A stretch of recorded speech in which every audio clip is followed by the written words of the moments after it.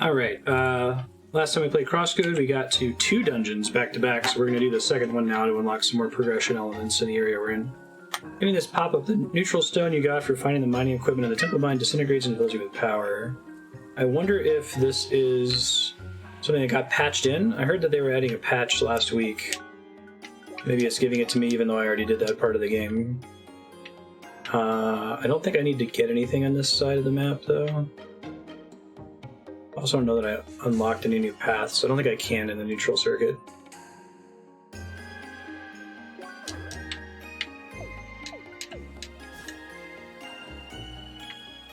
Do this side quest in front of us first, and then we'll do the dungeon.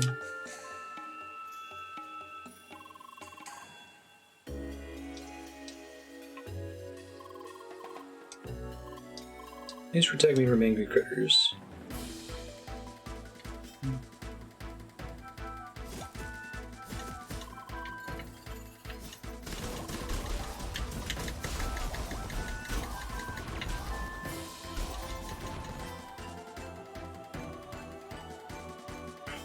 You got it.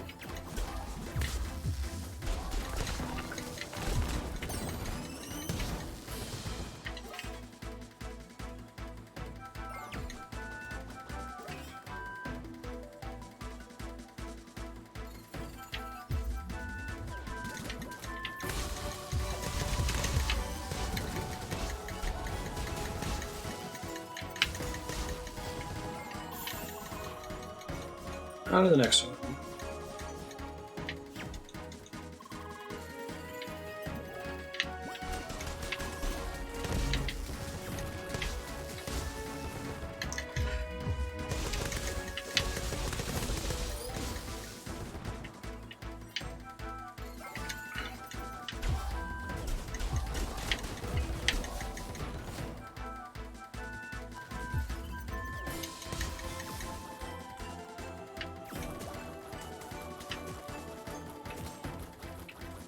The anglerfish are the ones that do a super move when you break them? That's right. They totally are.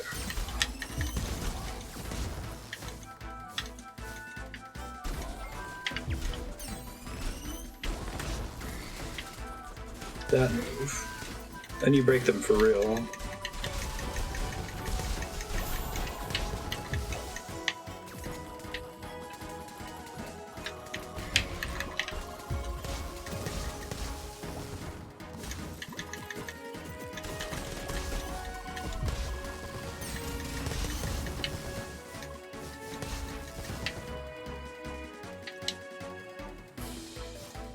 Everything's fine. Nothing is ruined.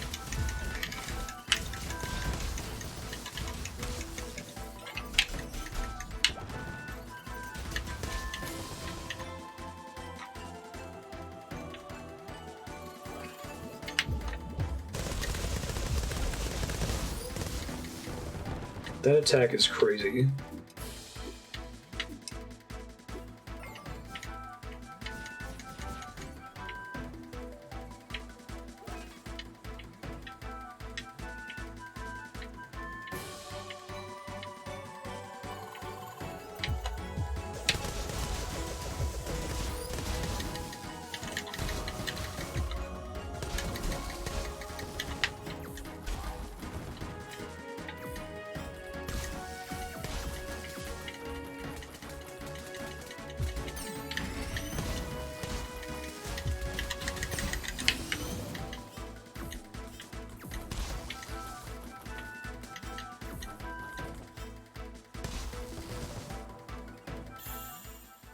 She did it. Got all the data we need for now. I'll have to chat a bit more with you, but I gotta bring the samples back to the HQ. 4 more angry critters appear. Sweet. Odd rains.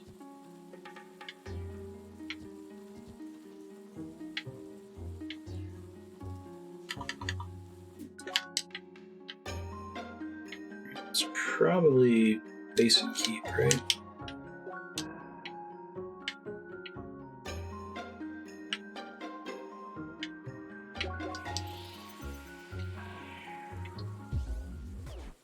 Whoops. Didn't mean to do that. Guys, gardeners. Far southwest.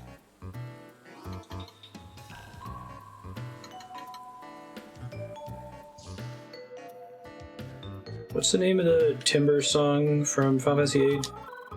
Like owls in the name or something like that? Yo, what did you think for you? Dude who looks like the guy from the cafe in Longest Journey 2.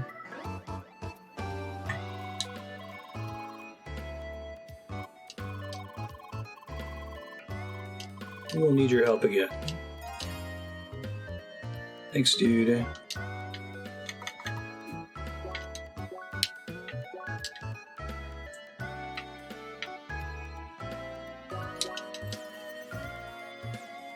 You get that wind element.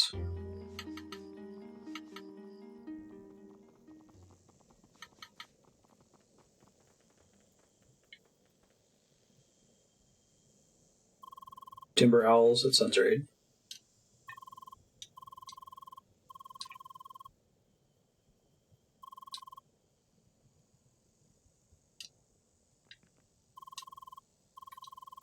Ready to start the race? Yeah.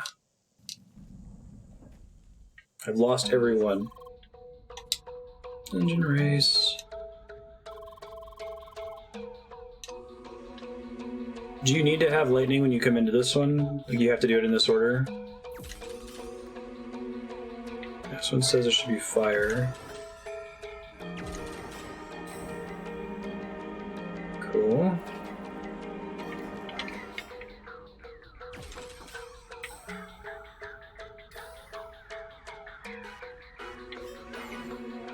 Pretty cool theme so far.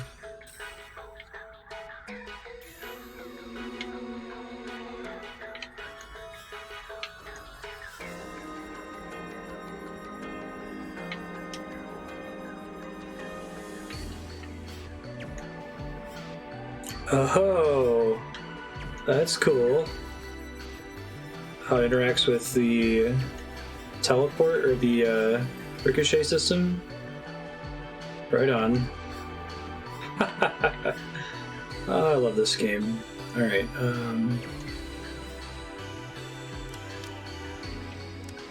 interesting.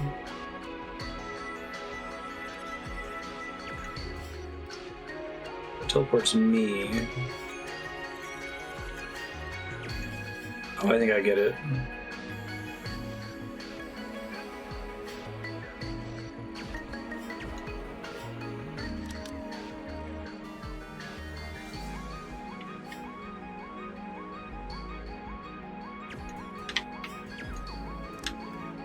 Gotta be faster though.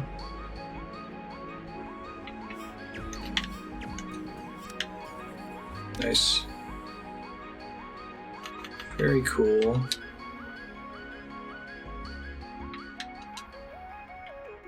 Gotcha, and that's a shortcut.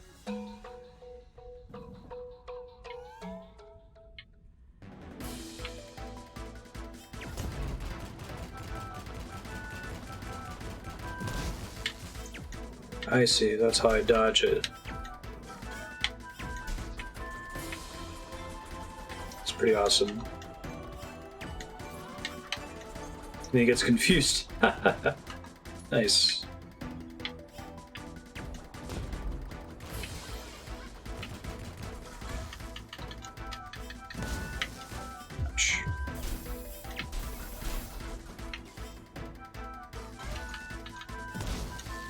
Yeah, I think it's undodgeable unless if I dash out of the way of it.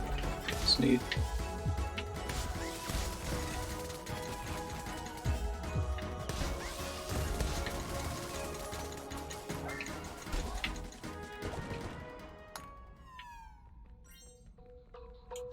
Cool. Okay, so there's shenanigans here. Oh, nice. That is above me.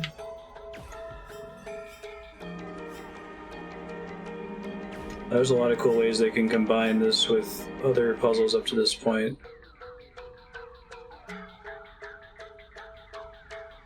Bounce off of moving one of these things.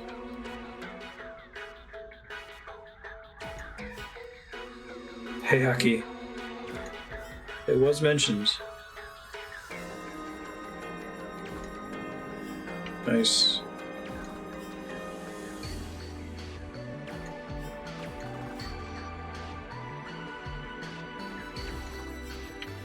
Oh, I see.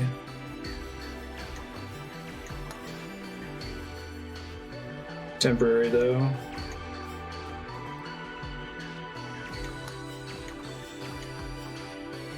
Sure.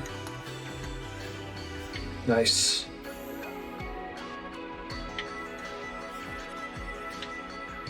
Those just knock you back, they don't actually hurt you. This is a shortcut back.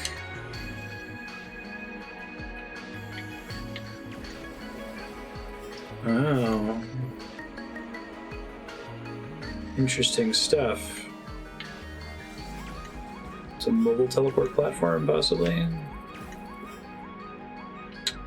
It can't hit the golf holes, okay.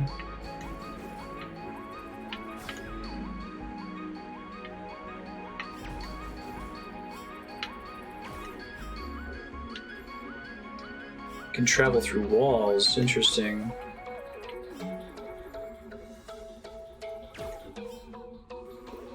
Oh no, it doesn't travel through walls, it disperses when it touches it. Okay. Interesting.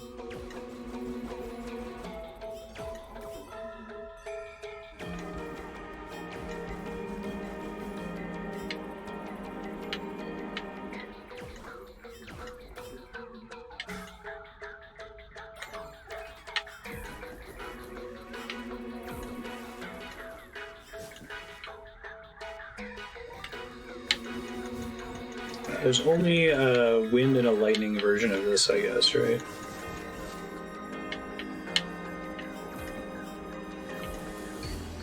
I can cancel it by turning on the other one, okay. Oh, I see, it's turning off the... Okay, I didn't even notice that the first time. That makes more sense.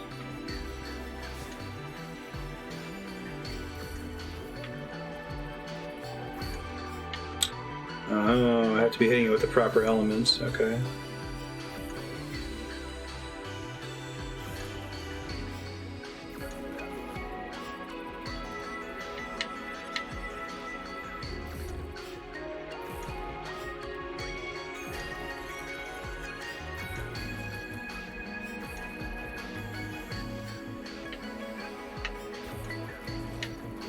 Maybe I can melee it? No. Oh, it's because I've got lightning equipped, do I? There we go. I thought that worked.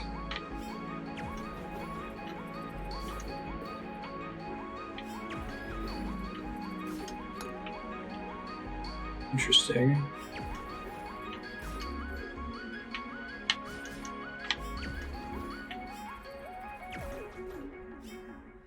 So it kind of moves through walls.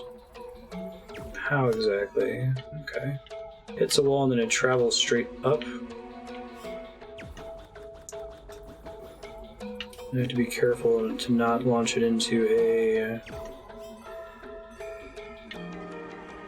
Okay, that's an interesting feature of wind.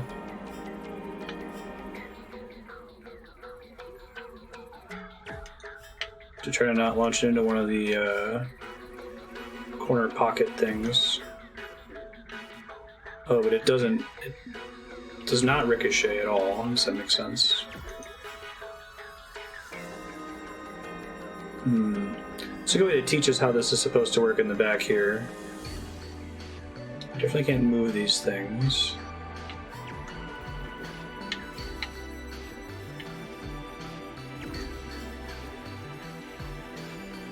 Huh. So it moved diagonally down and to the right, and I'm not clear why yet.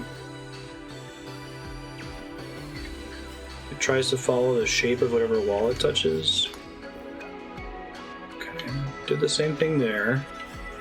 Still went down and to the right.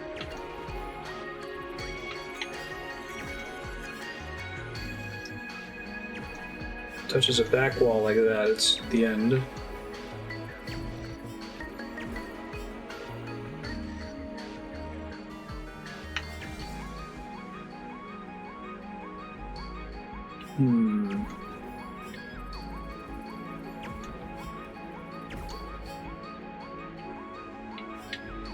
It's hard when I can't ricochet. I have to think about pushing it through stuff.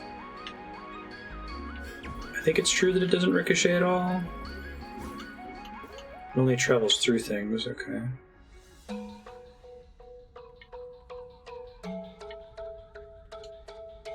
Now I turned this one off, but it doesn't seem to actually be connected to anything. If I hit it again, does anything interesting happen? It travels straight through it just like anything else. Oh, I see the white dots now. So both of them are powering the door. So what changes the trajectory it comes out of? Like, why is it sometimes coming out at an angle? Is it based on what's being projected by my bullets here? Now that time it went straight.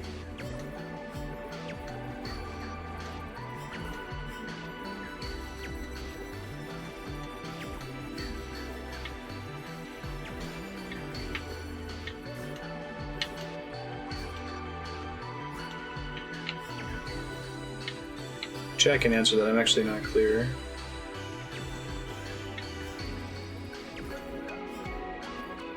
Still went down that time.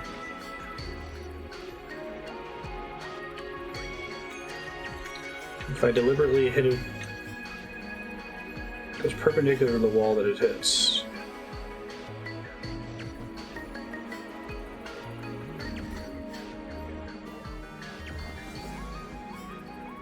I think I see.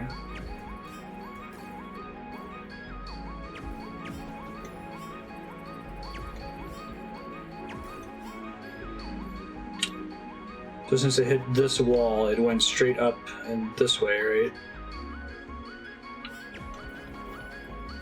And it goes that way from the point of entry, basically? Okay, got it. Thank you.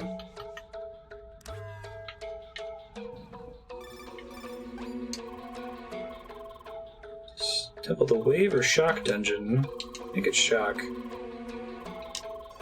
It's Wave because you use the wave elements. Weird balls facing through walls are wave, right? You always get the element opposite to the dungeon's theme, like getting heat in the temple mine. I thought it was the cold dungeon. The place is literally filled with ovens and heated coals.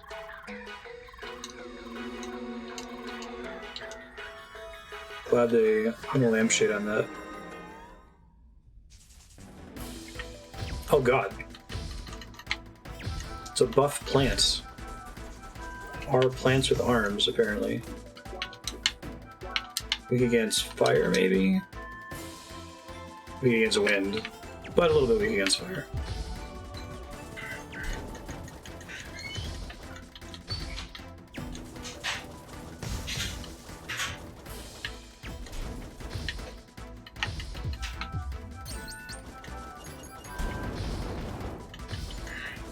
Not the attack I meant to use there. Alright, there must be an easier way to fight these guys.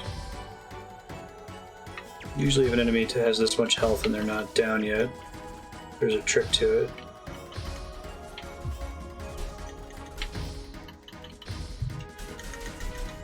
They're super weak against melee. Got it.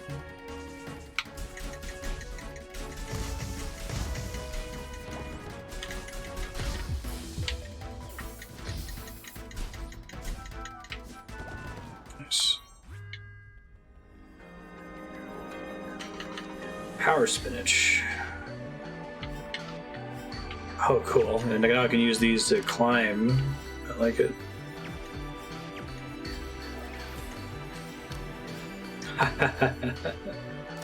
That's satisfying.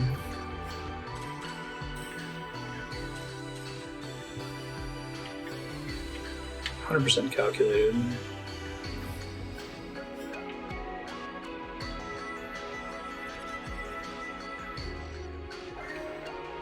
So this one needs to be fire. Oh, right. It's not necessarily how it works. Okay.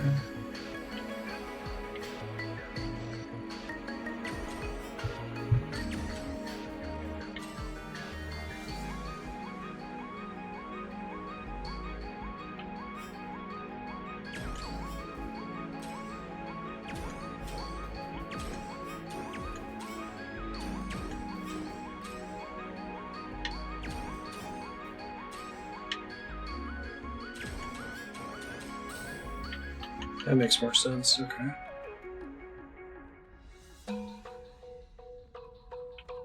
I think we want to do ice first. Okay.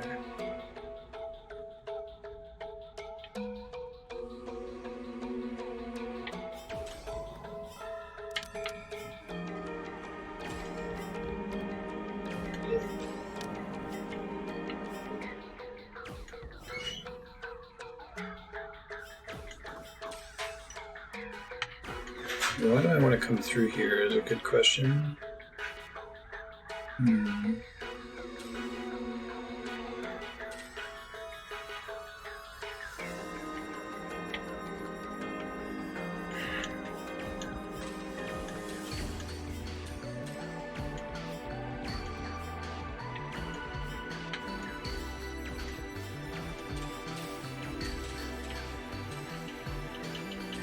Maybe I can't do the thing in this room yet, so I don't think I can get up top there. Oh no, I guess I have to because I have to open the door. Oh, this was an optional puzzle at the end. My bad. Oh wait, I have an idea. Do I actually want ice first? Because these things can affect height. Be careful not to deactivate it.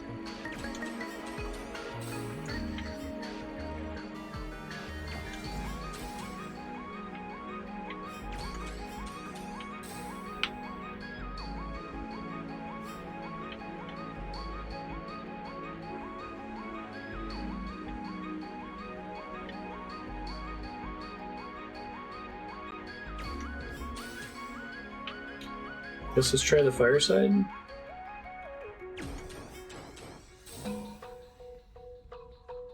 Yeah, it's the wind dungeon. Maybe we are supposed to do this one first. Yeah, this makes more sense.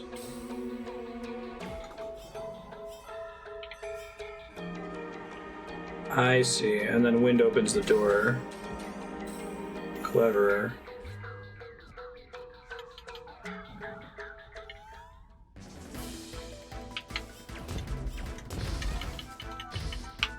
Oh, the enemy has an attack that discourages you from getting up close to it. That's how you beat it.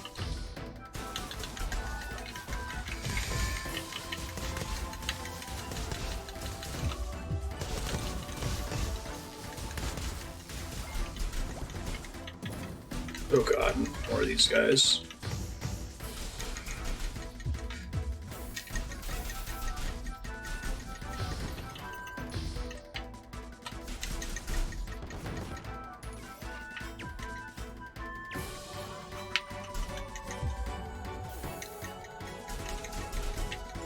Oh, weak against physical, that's cool.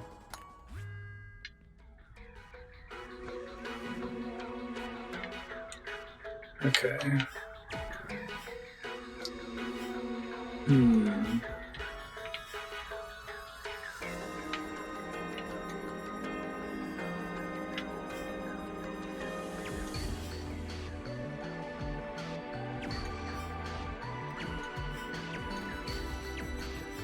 That's interesting. Oh, okay. I get it. Very cool. A shortcut to get back. So you ricochet off it, and then it has to hit a teleport location.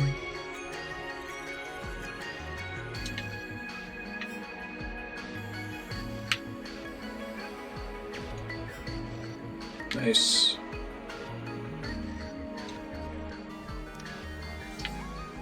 Okay, we gotta get the other one now.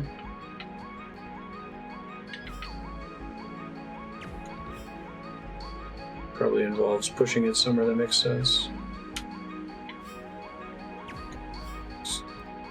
Puzzles in this game are like incredibly elegant. I love how they give you multiple ways to use the core mechanic. Okay, see, a little bit further back.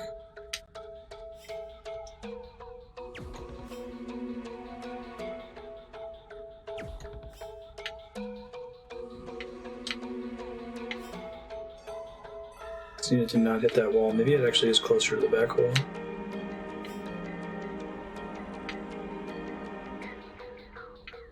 I need to be able to aim further to the right. There it is.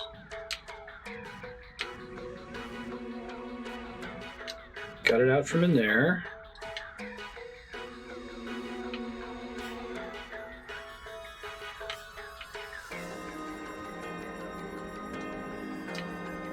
This is tricky now. Let's see.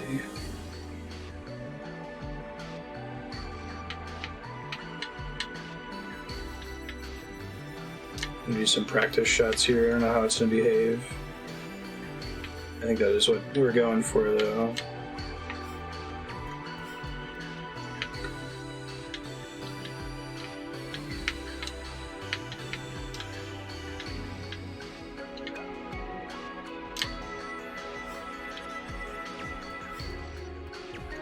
This little alcove is for, right? Yeah, perfect.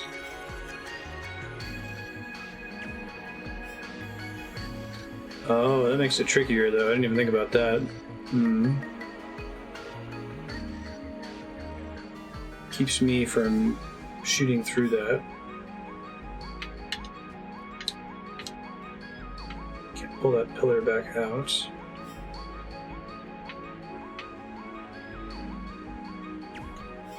Well, that changes things a little bit.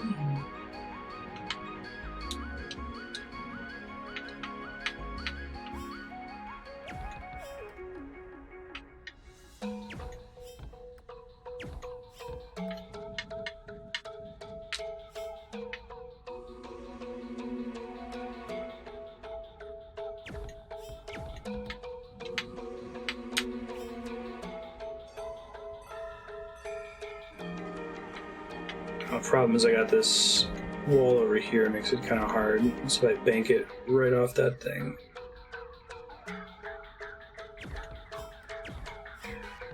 Can't quite get it in that corner, it looks like.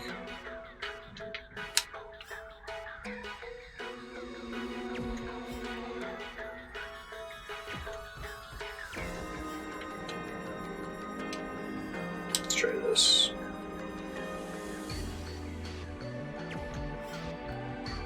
Almost. There it is. Cool.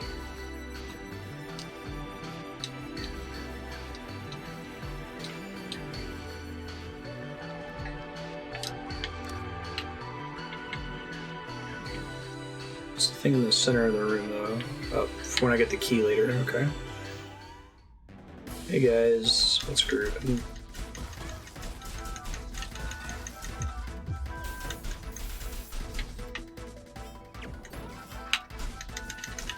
You're so confused.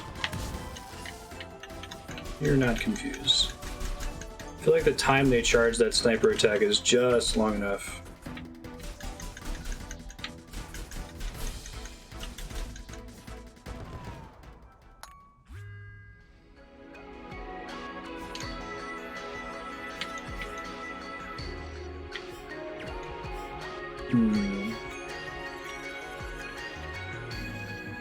Oh, I see. I'm gonna hit this switch and then ricochet to get back behind that wall. Cool. Once I come back there later.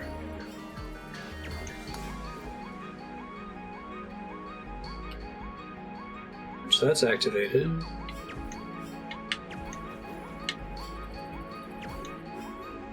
They won't touch stuff above me.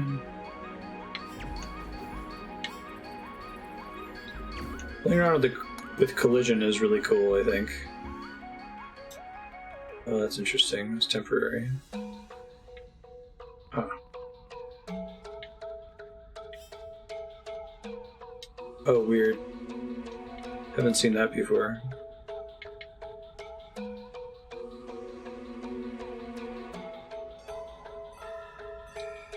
Okay, so I anticipate some shenanigans here.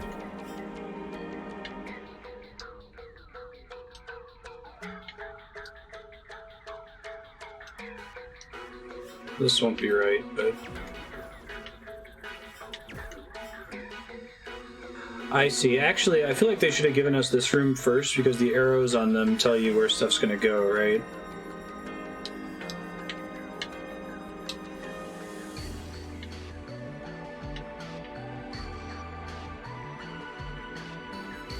Yeah, that would have been really helpful.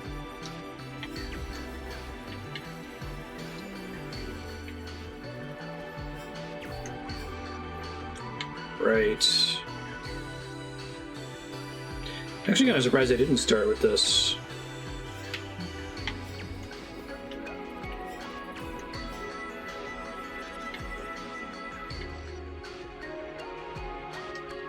Sure. It's the opposite of how you would normally want to ricochet it, I guess. Nice.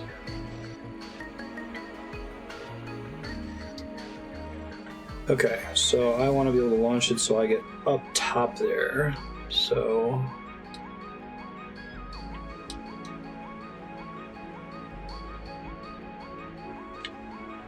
blocks you rotate more complex than fixed walls. Yeah, I guess it's the arrows, though, that really teach it to you more than anything. Right.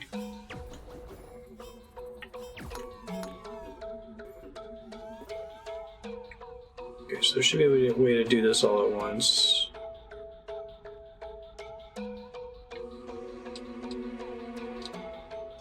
Have to go up and diagonal.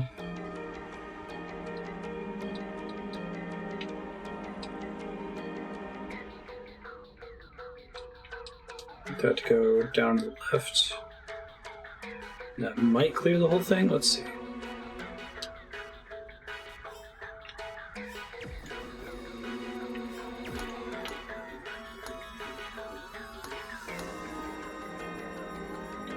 Yep.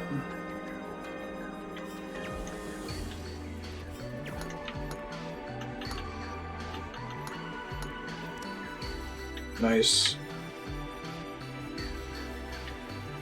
Don't think I'm allowed to go up top yet. Well, maybe that's not true. Let's see. Oh, I think it is. I think we're going to come back here with a teleporter later.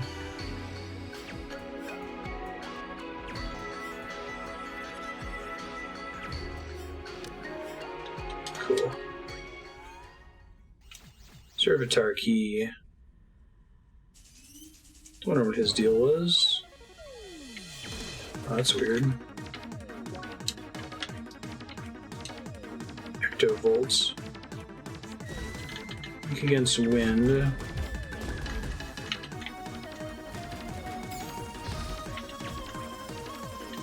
Legendary healer.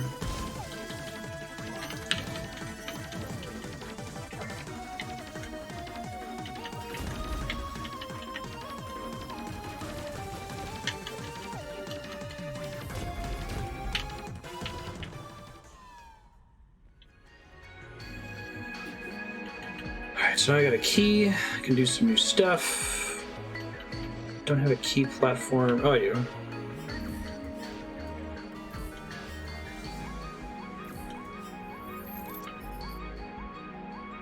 Cool. I guess the previous dungeon was all flat, and this one has the up-down teleports everywhere. Which is pretty neat. Now it's the first time we're... Well, I guess we interacted with a teleporter in the last room with this mechanic. Oh, right, I've got lightning on. Whoops.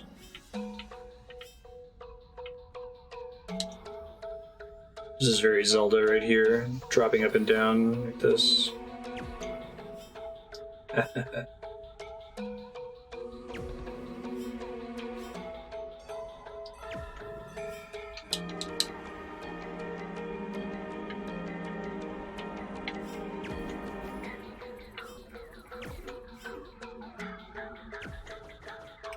Friday, the Link's Awakening remake. Right. Perpendicular to the wall face.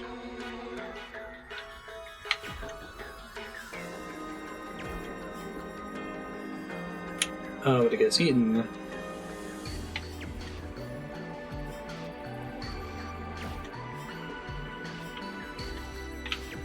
Game's just like close enough.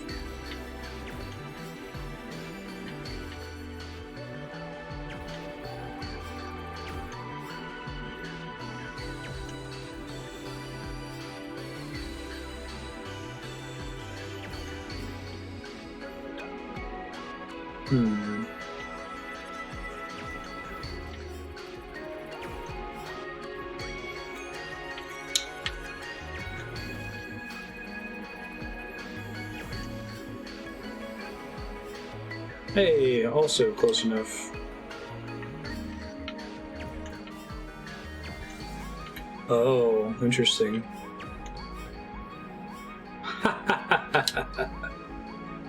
Clever. That's what we call good shit in the business.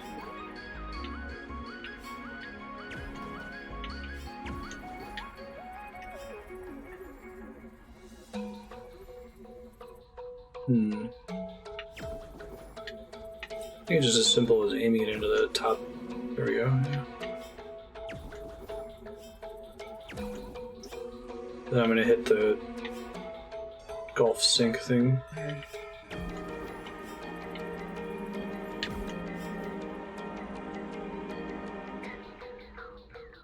Can't shoot into this wall at all.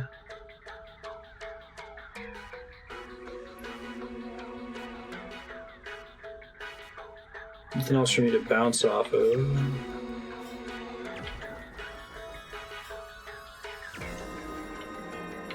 So I shoot it over here, it just gets eaten.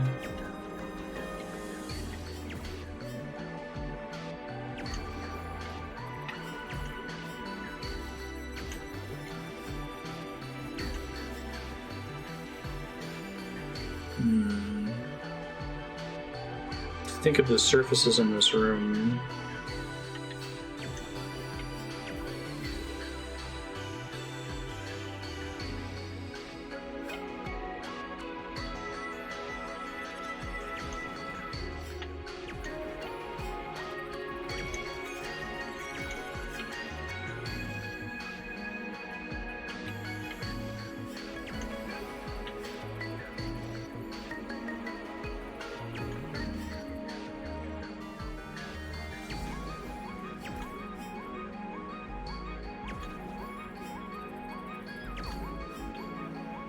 Cool. Very neat.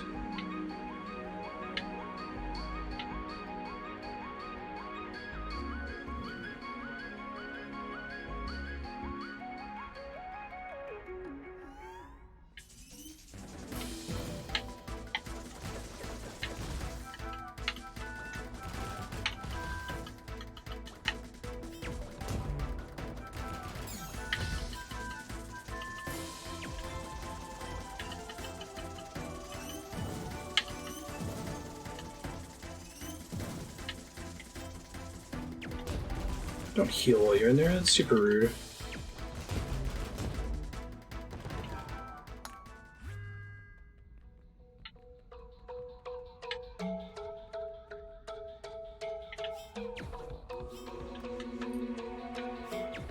Probably get to this now because there's no key in here.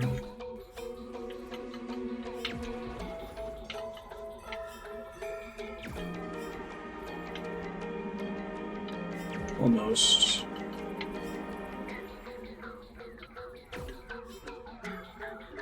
A little bit lower, maybe.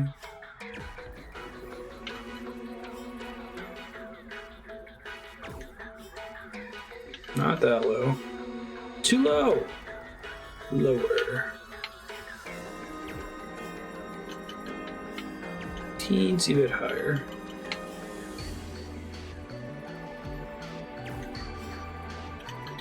Teensy bit higher. Ha. That's not the solution.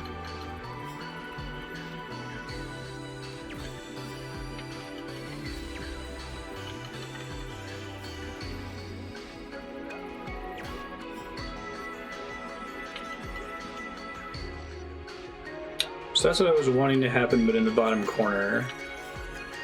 I think they're symmetrical across that axis.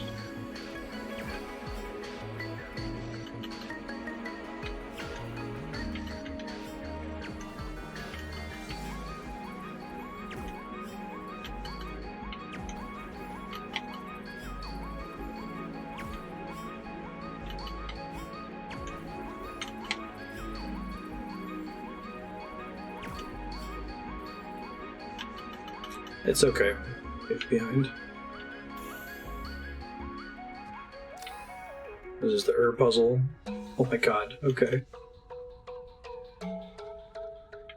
Cool.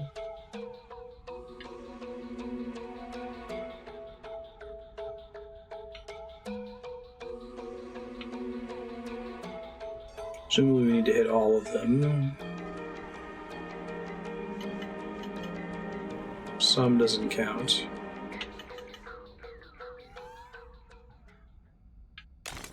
Nice.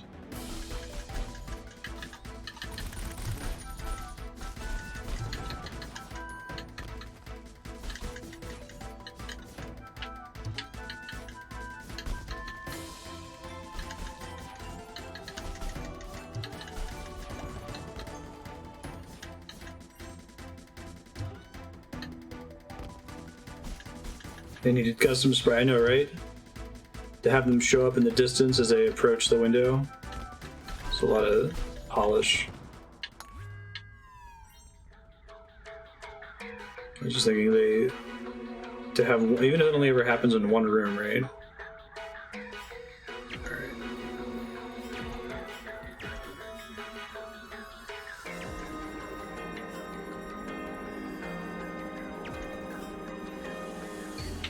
Sure. Kind of want a little M there.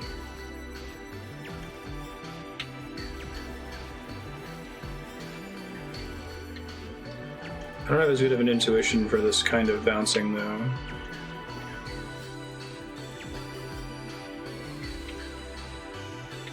I'm also curious like what height this ends up being at.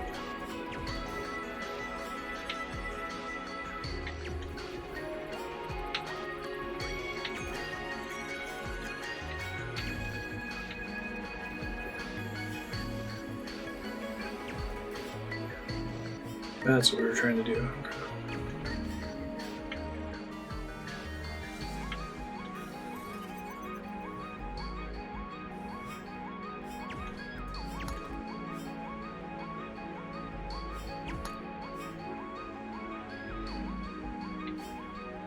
Similar but not identical to a room we've already done. Or is this identical to a room? No, we've been here before. Huh. So the question is, how do we get in there to get to the item?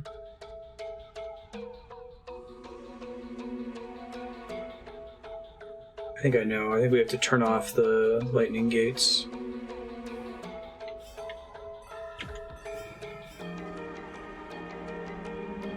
But it has to be from in that room, because it has to launch down from there. Okay.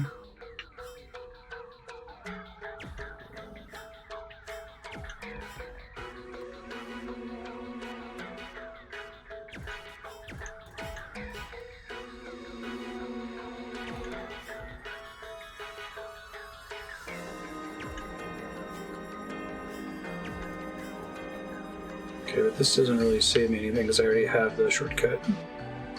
Got it. Okay. We got it back in that room from the north side. Thank God for shortcuts.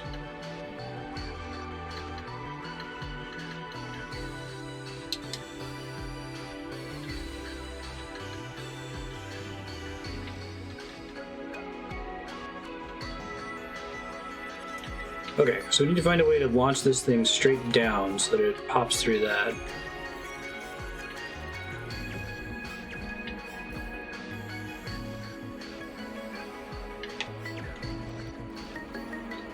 Don't want it shooting left the way we were doing before. There we go. Oh, lame. Can I recreate that? It was basic U-shape, right?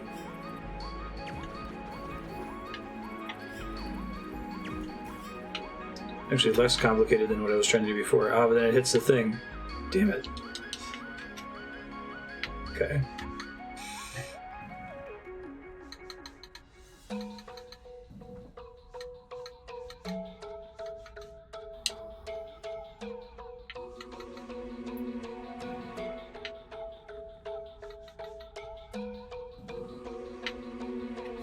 Third time's a charm.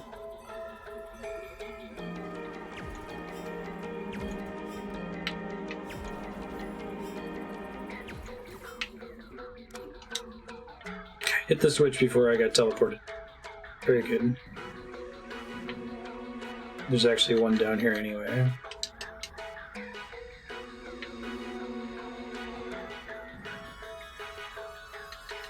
Yeah, this room.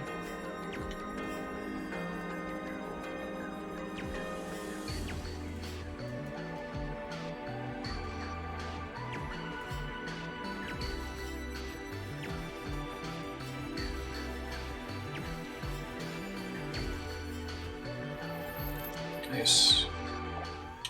Leap of faith. Not these guys. I still struggle with these guys.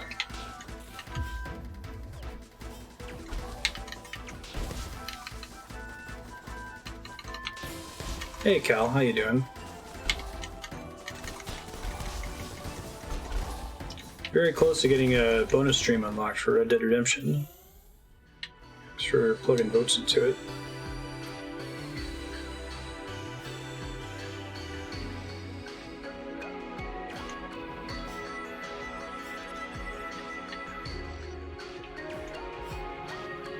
Cool.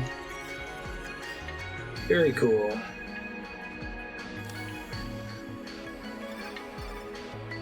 What's up? Large wave balls. How do they even work? They make my brain hurt. Try to meet the third enemy type with floaty fog things. Why can't I just punch them? They're ghosts. You can't punch ghosts. Hi then. Okay,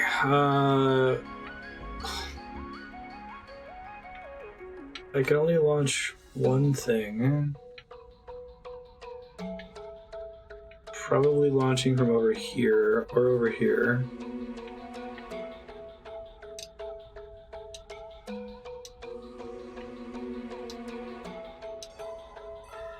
Assuming it's the same deal where I have to eventually hit all of them. Let me test too, like... Okay, no cheese allowed there. Or up in the corner here. I'm gonna see where they bounce to once they touch the actual thing. It might be that I have to launch 4 separate tracks. Actually, I think that's right.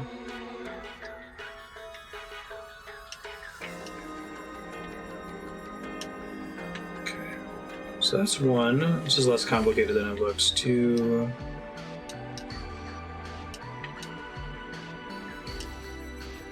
3...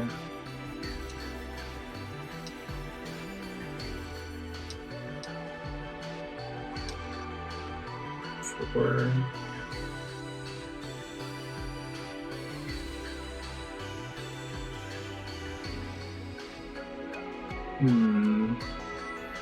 The face it bounces in on is relevant, right?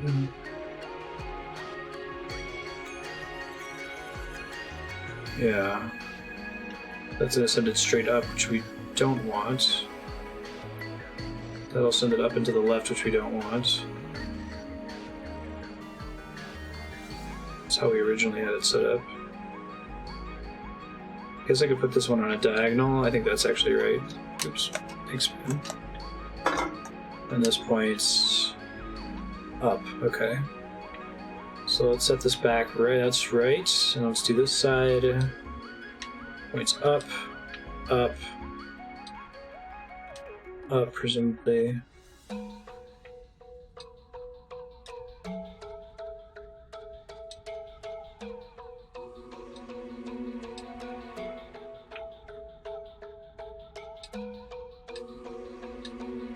Down.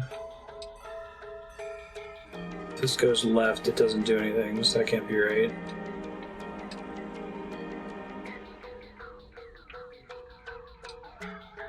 So this one has to be hit by 2 of them.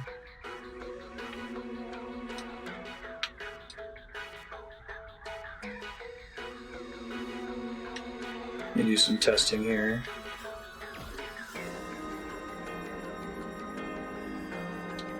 Still cares the angle it came in on.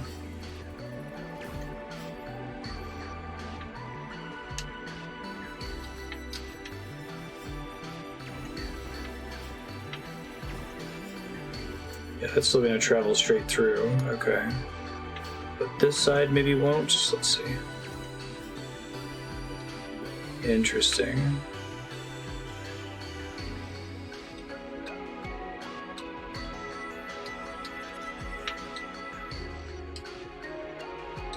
Would have thought it was this, but I guess it's coming in at an angle that doesn't make sense.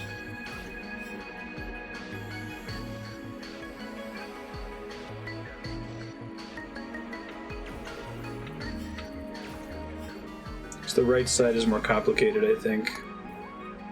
Okay, that's totally right. I'll just point this up. No, I don't think so, because I think it's still going to come at it from here.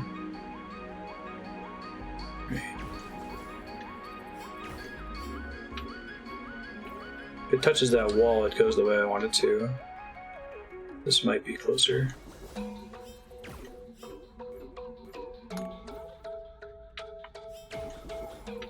I don't know, is this one touching the one on the right? They're both activating the same one right now, which is not good. If it goes this way, it's just going to go straight left. Just going to go straight left. Down left. Up left. So I really only have 3 choices for this one if I'm hitting it from that angle. Huh.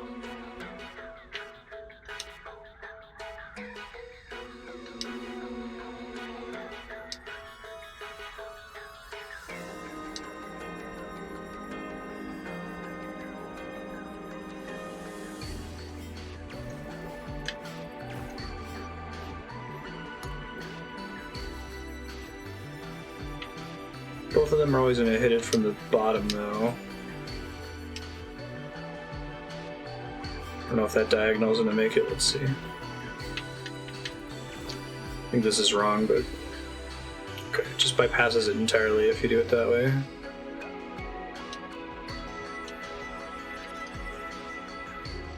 I guess maybe rotating them so it bypasses something entirely might be part of the solution.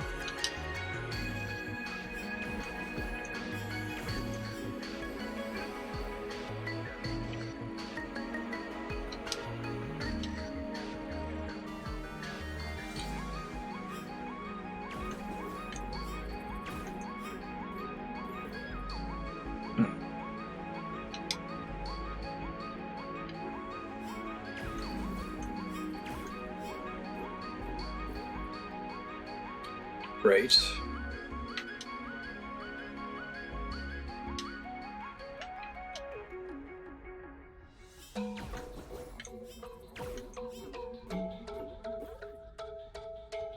Still passes it through the same direction. Okay.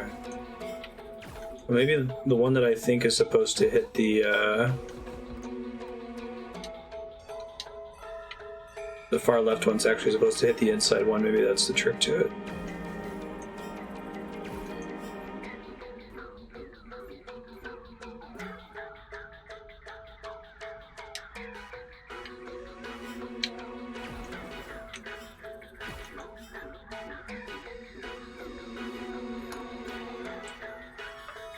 So if the left one hits that one, am I consistently hitting this one then?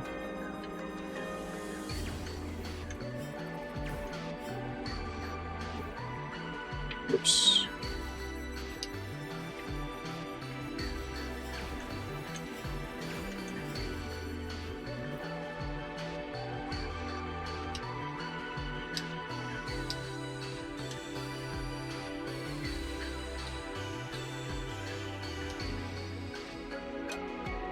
I don't know if I can get it to point up if it's coming from this way.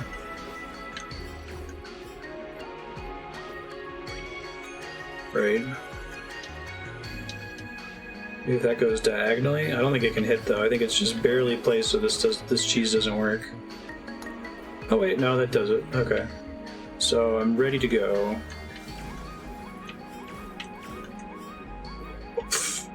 As long as I'm not dumb about it.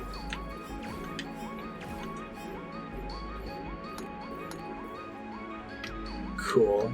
That solves that half of the puzzle. I thought I was going to have to do all 4 at once, but that makes sense. 2 at once.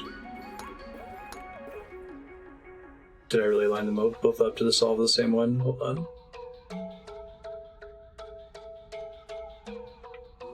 Did I just rotate this one by accident, maybe?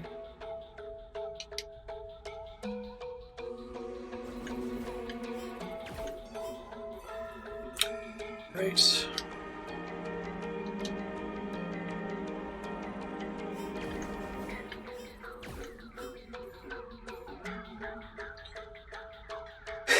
I guess this one was more complicated than I thought. Maybe I didn't think about the path the ball was taking. So I wanted it to just point arrow right, but then it launches here and it bounces down to the left, which isn't what we want then. Okay. Well, that's a little bit different. It causes it to pass straight through, down to the right, down to the left. So let's try out what anything other than passing straight through is like. Okay. So maybe it's the same thing, that's the unexpected solution. Try to do something different with these two.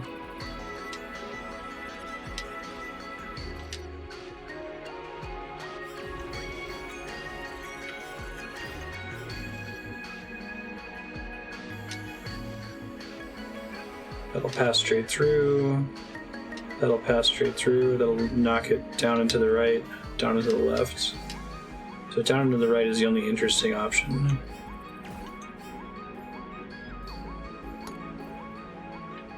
Problem is those both activating the same one now.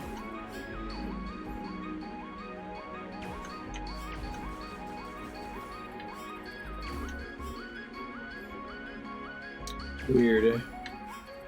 It's like just barely touching the corner of the one I'm trying to use. Well, let me turn this one away just to see if they were hitting the same block anyway. I know that I'm on the wrong track. So that's the outside block. This one would hit.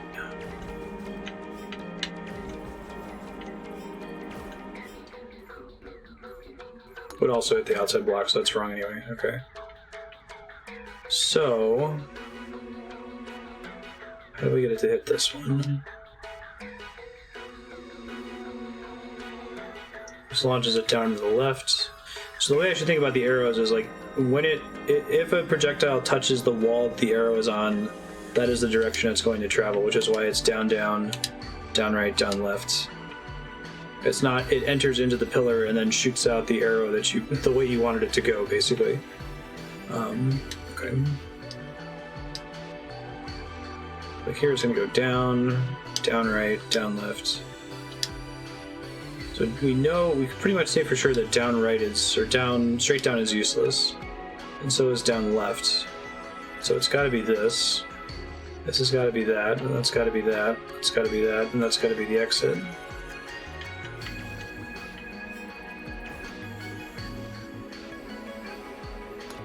Okay, so that means that this one has to be the inner one.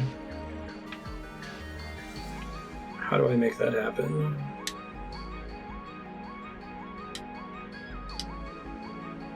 Down right. Oh, maybe there's an extraneous wall here. Oh, but no. Oops. Doesn't actually matter.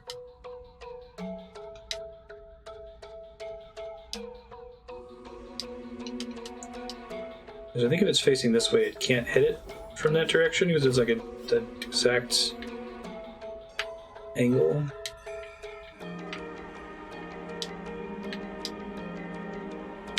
Let's try it this way.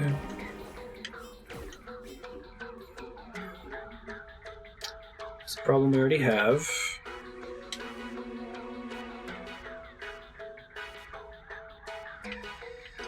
I've done this before. It decides to go down instead of right.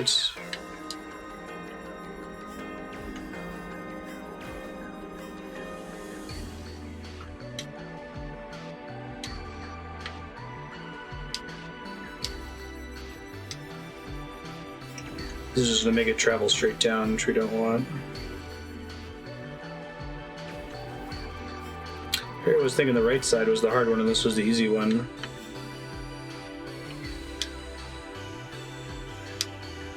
There's only so many ways that I can legally orient this.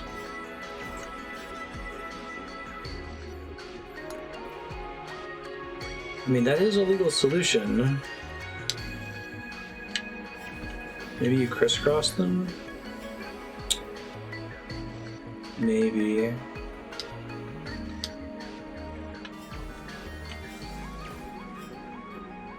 Oh, clever.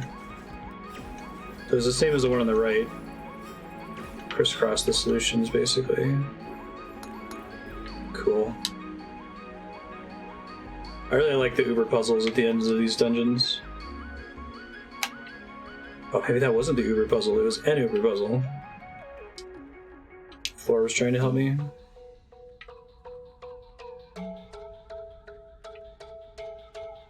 Did, like, the pattern show you the way it was supposed to ricochet or something?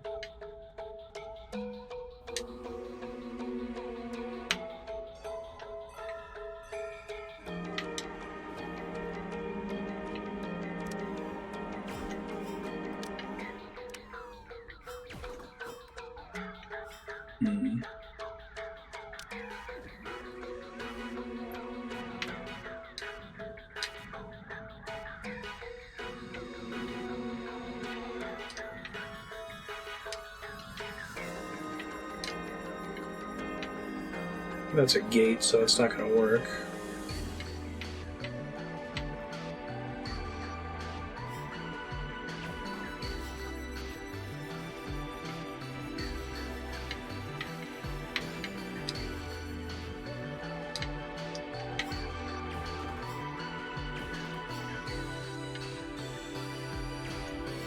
Just going to warp it to right there. I don't want it to be right. Oh wait, I have an idea. Oh, if this works the way I think it does, that's insane.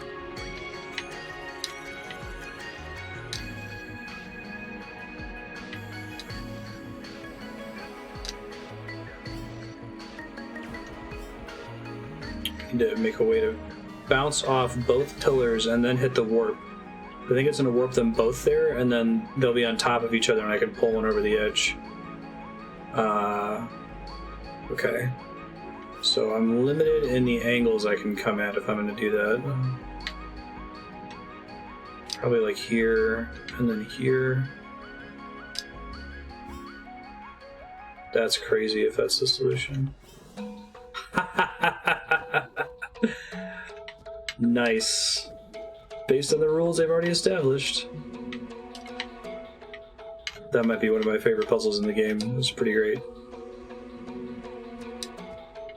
You stay on the switch.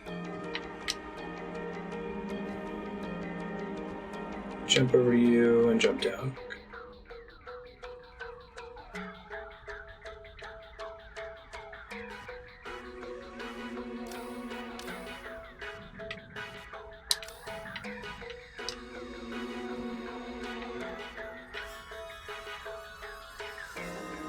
Same premise.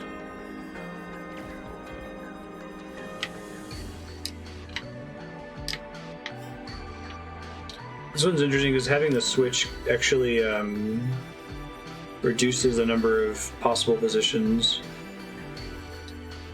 I feel like that puzzle, well, it was easier than the first one because I already knew what to do, basically, but by forcing one of the blocks to be on the switch, you only had to worry about the position of the other block, if that makes sense.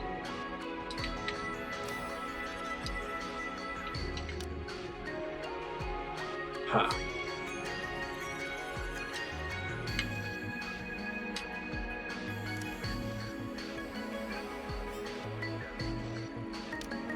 Okay, different idea.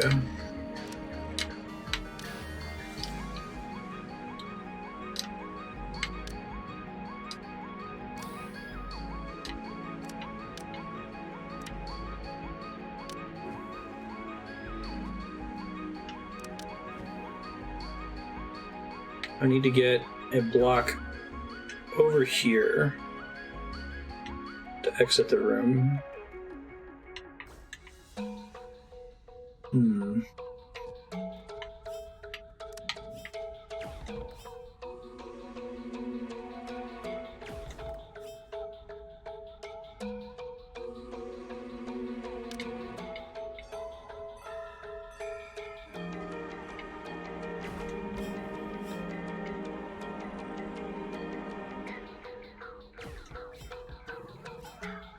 Oh, but now it's not hitting the block because the block is on the top. That's interesting.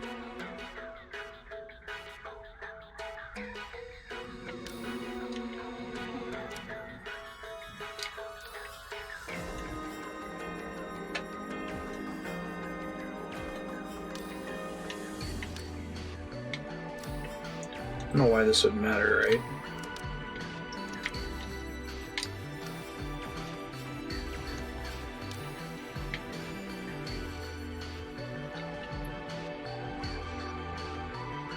Maybe it needs to be 3 high. That seems ridiculous.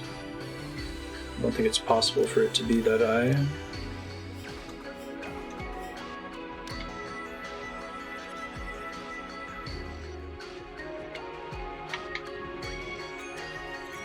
Oh. Very cool.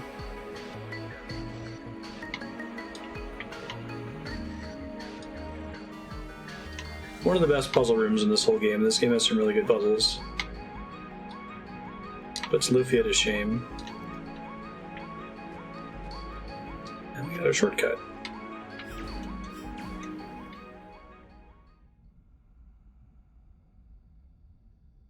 A lot of dudes.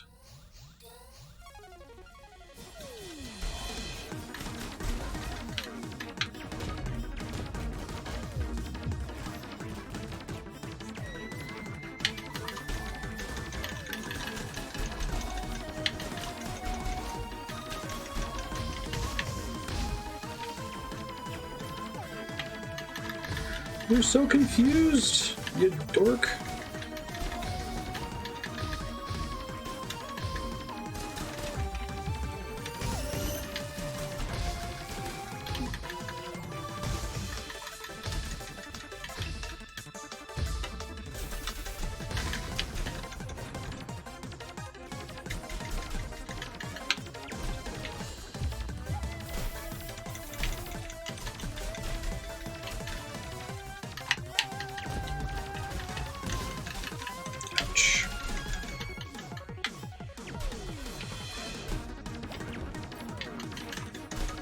Where'd he go? It's a cool way to do a gauntlet room.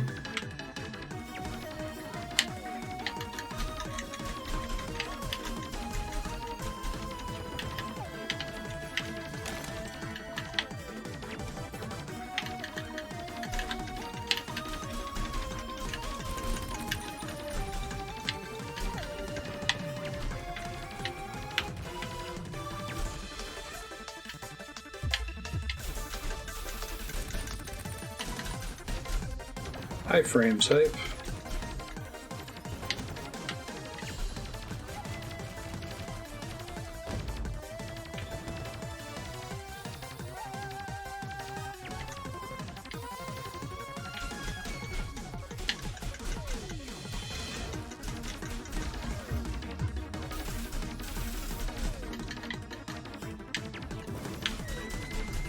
We just barely avoided it, but didn't get the break. The shot still went off.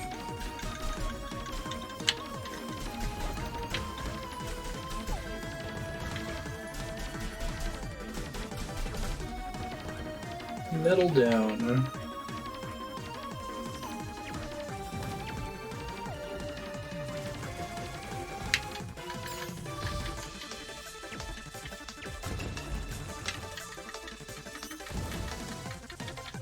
I'm trying.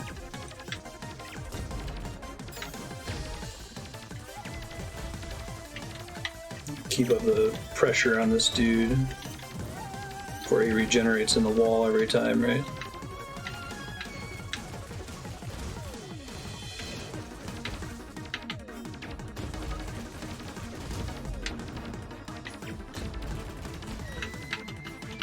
Shit.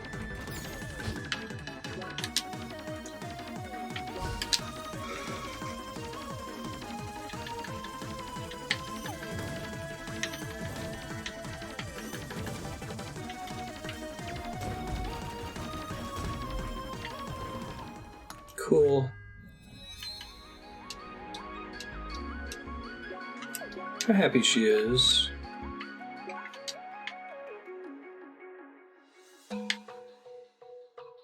Focus plus, slows elemental overload. Oh yeah, we wanted the prolonged invincibility while dashing. Sounds swell.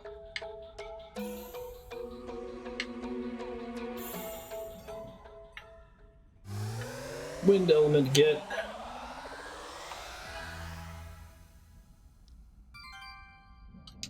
Wave mode. Cool.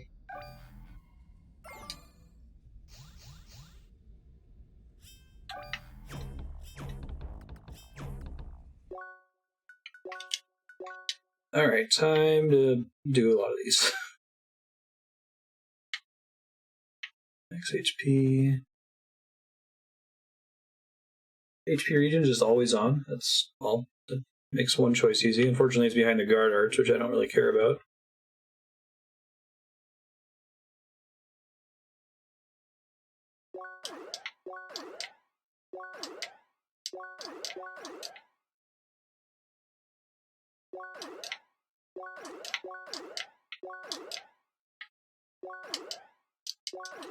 Mental overload reduction as well. Draws enemies at the front of the player and then blasts them away with a powerful attack. Knockback oriented. Dash with high speed, damaging and stunning enemies along the way. Dash away and leave behind a decoy. Dash through enemies at high speed and draw them into your trail behind you. Dash away and leave behind a deadly decoy that distracts and damages your foes.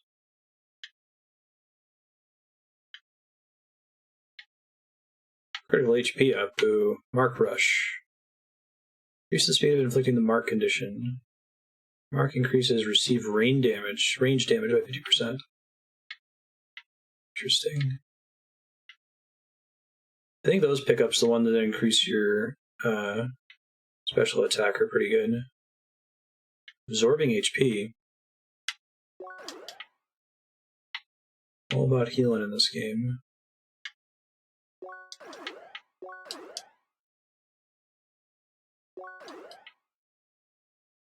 Absorbing its HP. Vital Pulse. Increases the time needed to aim. Increase damage at range attacks. Knockback distance of charged projectiles. Knockback is often bad. Oh, more region. Yeah, that makes sense. It's like the physical attack elements. Reflect back to the attacker. I think those are the ones that have the little heart icon.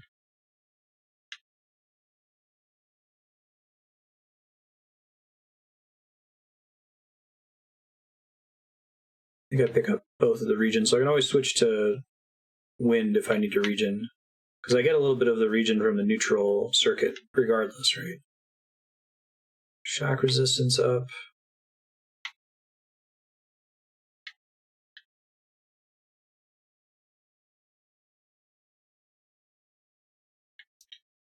I already picked up the improved mark, didn't I? If not, I think I want it. Yeah. My special moves tend to inflict mark, I assume.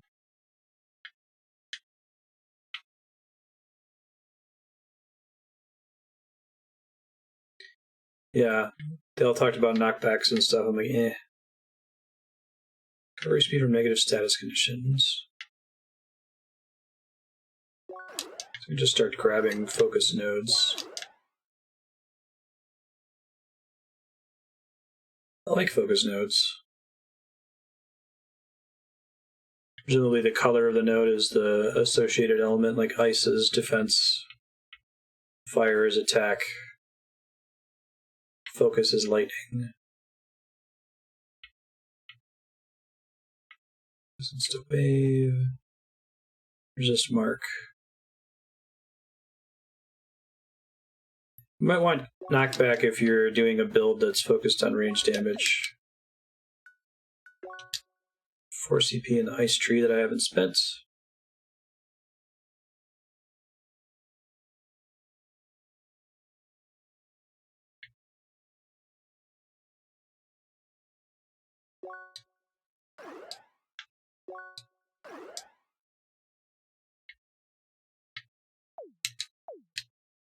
Very cool stuff. Big fan.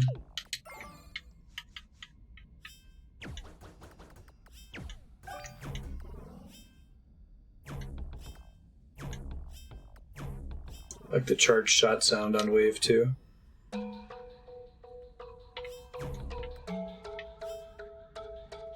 How many puzzles can we get? I felt like the shock element, most of the interesting puzzles depended on you not actually having access to the element yet, so... That is not a thing I can reach, okay.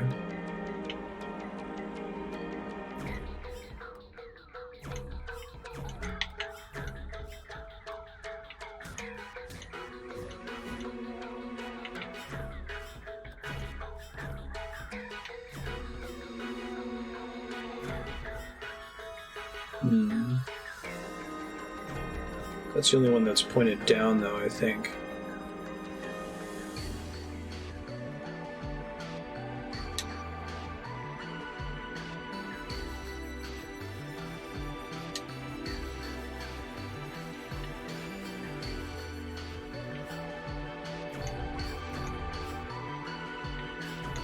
I'm trying to think of games where you actively want knockback all the time.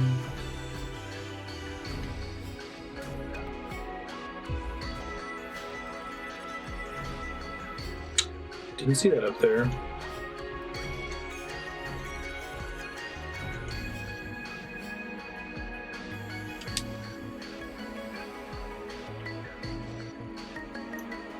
Okay. Oh, I remember this room. Interesting. Now I can do different shit in it. Okay.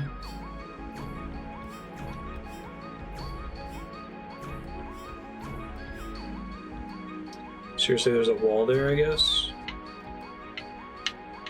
Okay.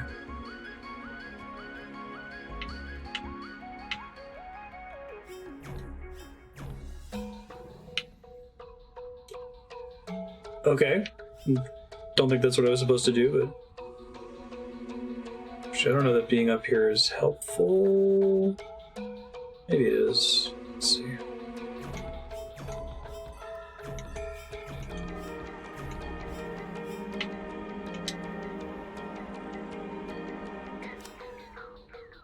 More stages of this puzzle.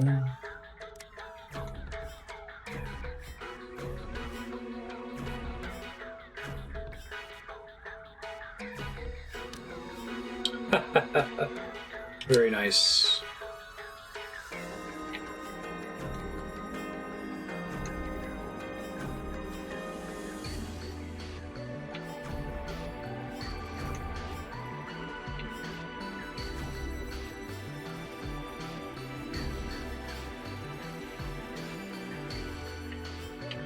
Oh, I don't think I was supposed to be able to do that. Jump over that.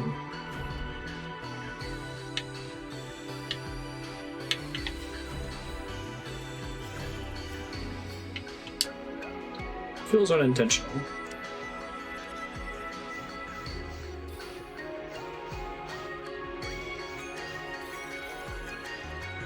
Maybe this is the Uber puzzle.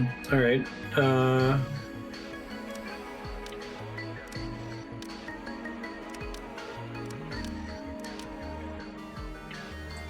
Let me figure out, what am I doing? Why am I here?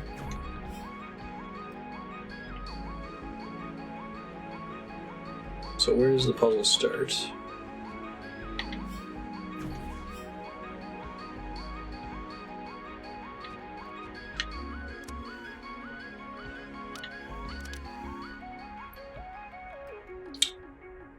Interesting. So I have to be able to get up there once it passes through? Sure. And then I have to get back. Okay.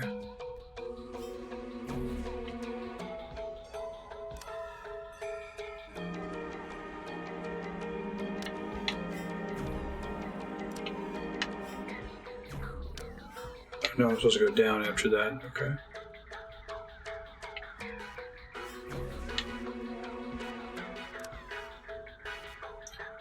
I think I would just scout out the room and find out what I'm doing, but I find I actually have an easier time if I just do it. I know what the timing is like.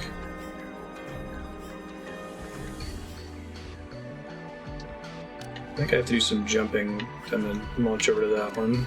Yeah. Then I can hit that one, okay.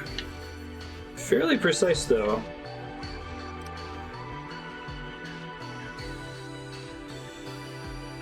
It's a cool way to make using the teleport self thing relevant.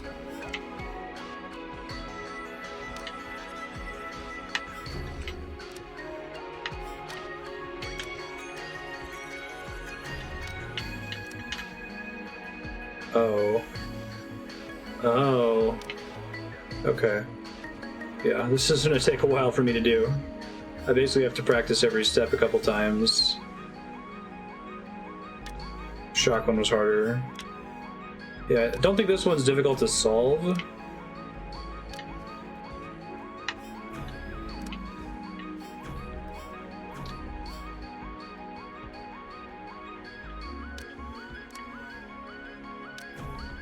It might be comparable difficulty to execute on. I need to practice this specific trick shot here. I need to be able to hit that teleporty thing. I think it was easier before. Why is it giving me trouble now? Maybe it's forgiving as to what...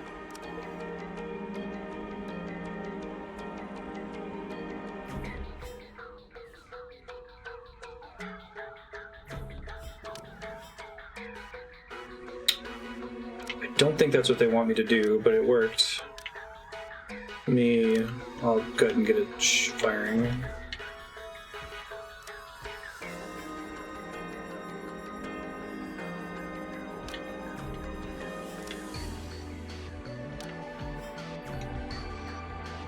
Too late.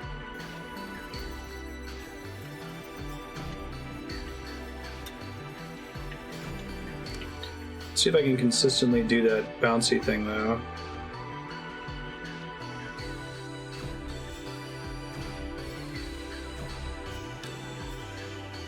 Gotta make like a W shape.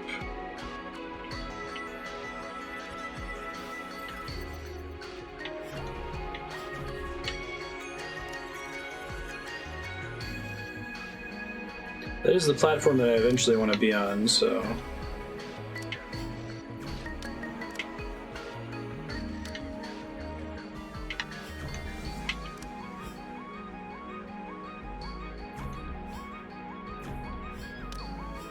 I gotta line that up better. I gotta be ready with it.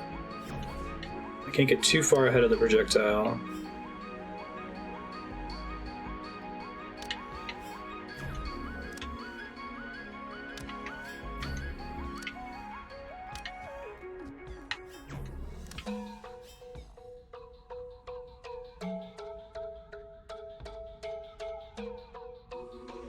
I just totally wigged out there.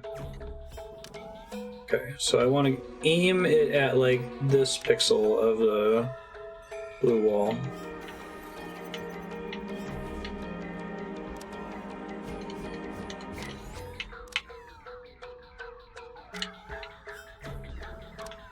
It's the hardest step that I'm losing on too, I think.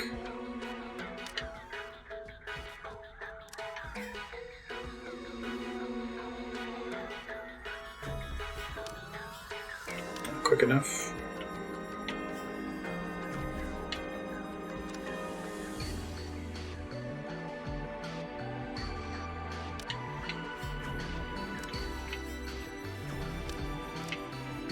It's easy to like zone out while you're waiting.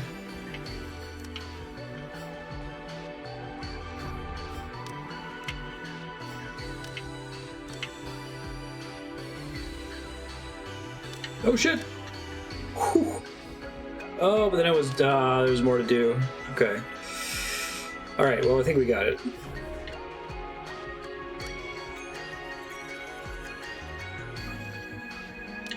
A decent last second sight read there, but didn't sight read all the way.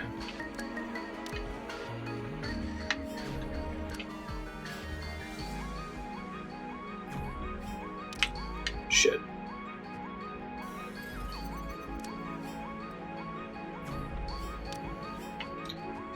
That W, man. Maybe I should try that with a mouse. It's somewhat forgiving, like you don't have to get it in exactly the right pixel.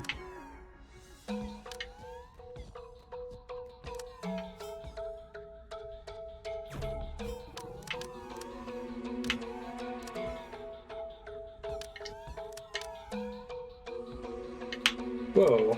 Oh, I was standing on the wrong thing. Shoot. Then I have to jump over immediately and hit that one. Okay. Thought I had it there. I was trying to watch the ball instead of watching my character, so I thought I was standing on the switch. But I stood on the green thing instead.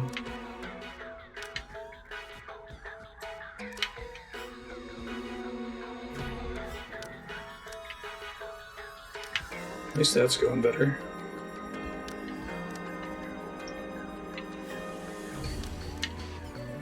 Phew! I guess you can't jump there, you have to launch. Because that thing makes it go too fast otherwise. Cool. These guys will be easier to teleport away from now, that's nice.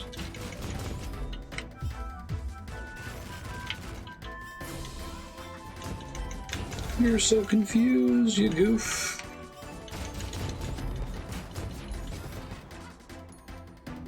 W can do just aiming down and bouncing once.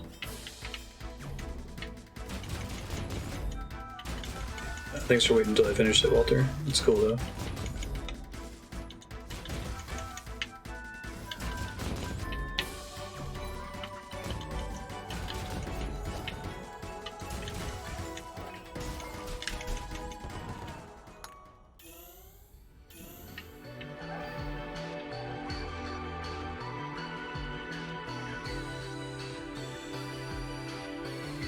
I had the sight pointed at it the right way a couple times. So once I convinced myself it had to be a W, I could not see it. One of those things where it technically works.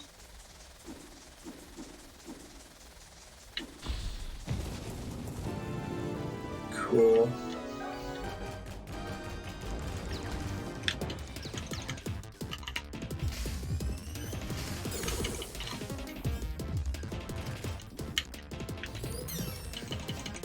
Why do I want one of these?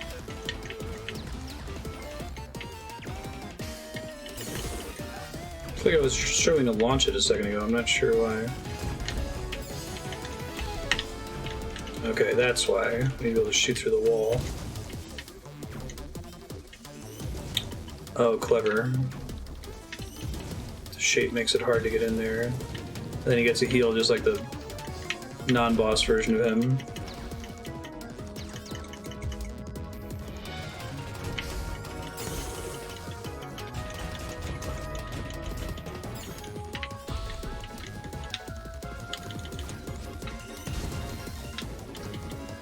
Now, okay, hold on. I know that I have to launch one of those in there, but I feel like that shape is set up so that I can't hit it to reach him. There's nothing for me to like ricochet it off of.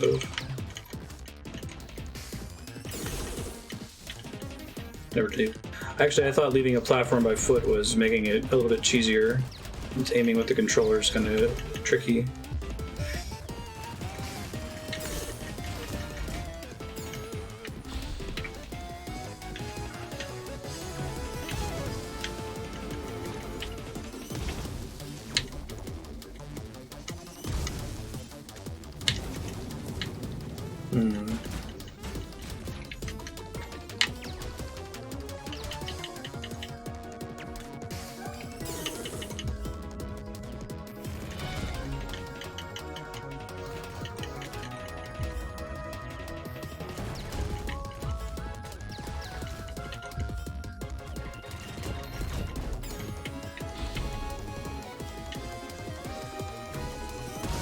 Oh, I see. Get on the flat side. That makes more sense.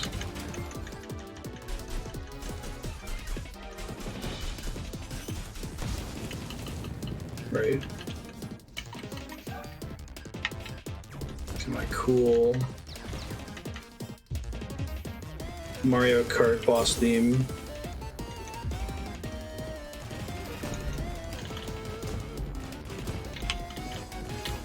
Nice. I think I interrupted him, maybe?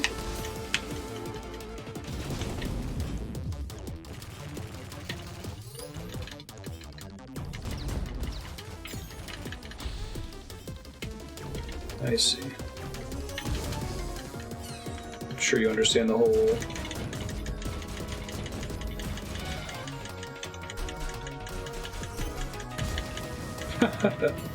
You're kind to say so. It's tough. You wait for animations. You already queued your personal response to the attack, right? Oh, jeez, don't shield me.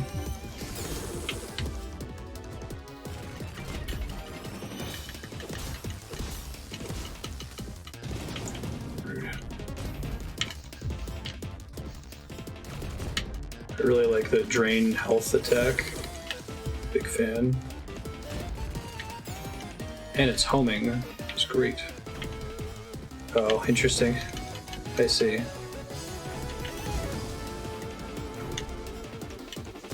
Nice.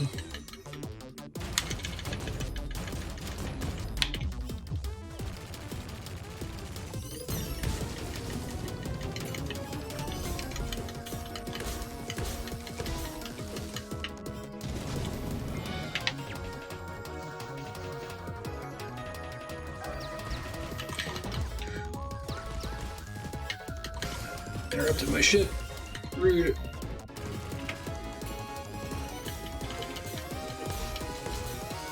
Go away!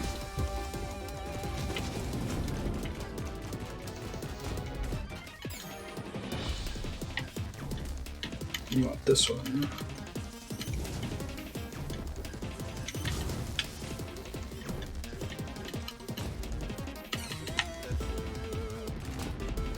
Perfect. Cool fight.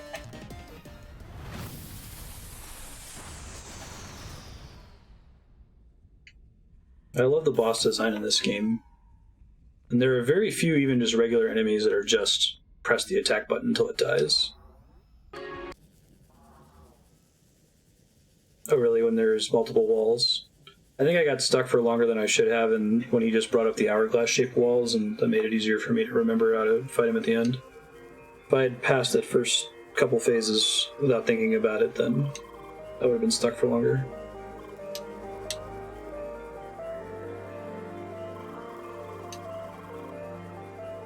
Thought you'd do well since you figured out the puzzle so quickly.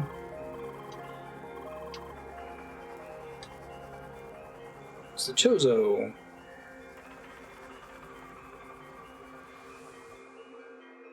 Hey, Marty. A little spark can grant life to any creature of the world. The most furious thunder will humble those creatures in awe. Among the fiercest of lightning, you stayed persistent. Calm and calculated waves, you phase through electric discord. You, traveler, envoy of change, proving yourself worthy.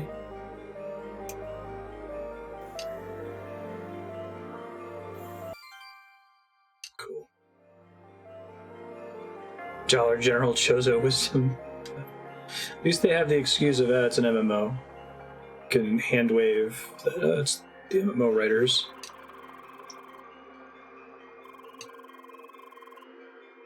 Trying to take on the final challenge of Gaia's Garden. Thanks for the respec.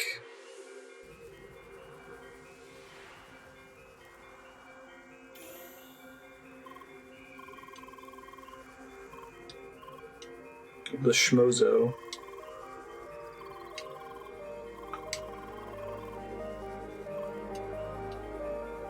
Huge electric stream? Oh, that huge electric stream. Neat. Make sure that I looked up and saw it. I guess I didn't see it when I zoned into the current up there. Those ancient sure are to be flashy.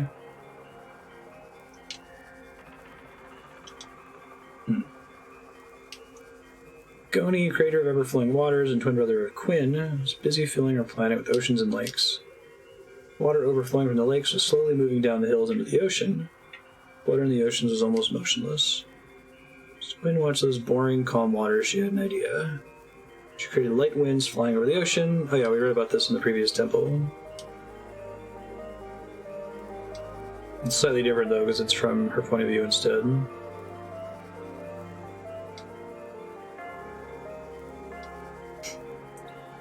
Well, she made a terrible mistake. To make it up to her twin brother, she created many creatures that live deep within the waters. I really like that they've tried to go against type with the elemental theming. Like, during the universe witnessed the advancements of our kind, they decided to send the message of the sky wrapped in an envelope of solid rock and ice. They sent like a Voyager space probe. Sent out the envelope. Tiara was ever so careful, only giving it the slightest nudge. Quinn watched the envelope fly towards us ever so slowly.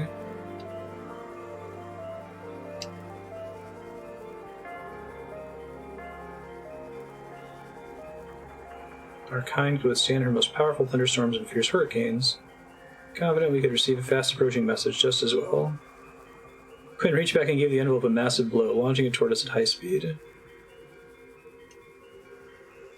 Interesting. Orbis, the ethereal god of creation, was born into the emptiness of the void. Pondering for aeons in solitude, his desire for company gave birth to the gods of shape. Quinn's one of those gods. Born into Inagoni, she's the god of the Pentagon. Her storms and lightning. So, we've seen 4 Chozo god statues so far. What shapes are covered by them?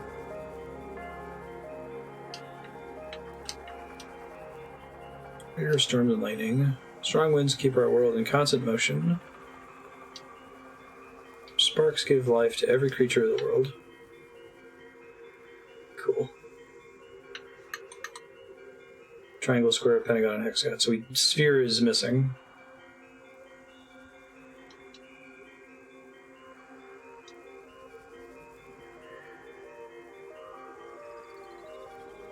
And line.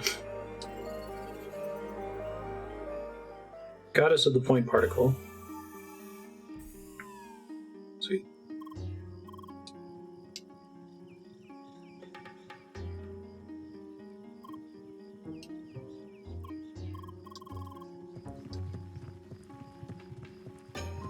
It's the Shad.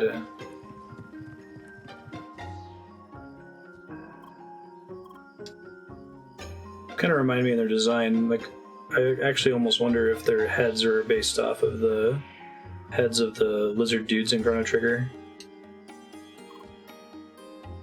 They're different enough, right?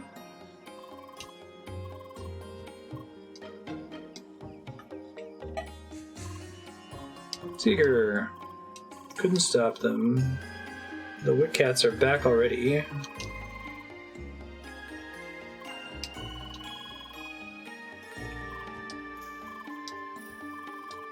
Lucretia. We got cats too at the power plants.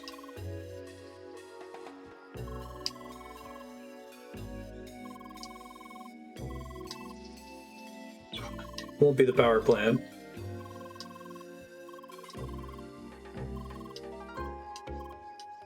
Yo.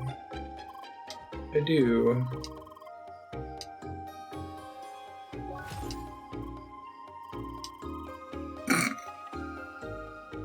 I love Leah's facial expressions.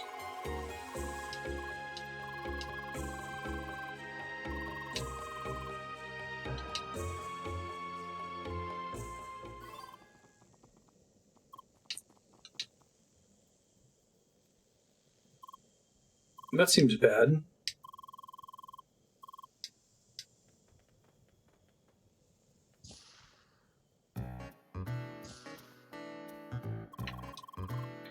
Make yourself comfortable.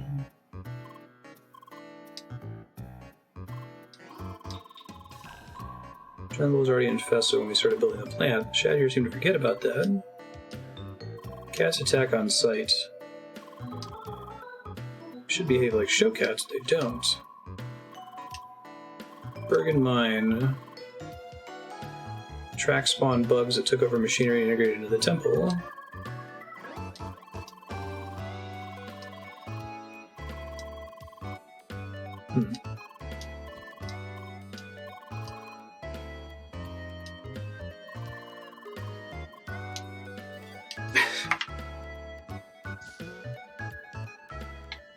What is the field experiment?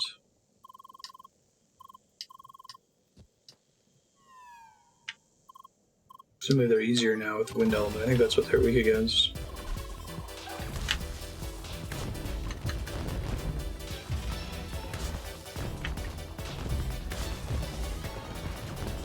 Oh, they keep teleporting in my face.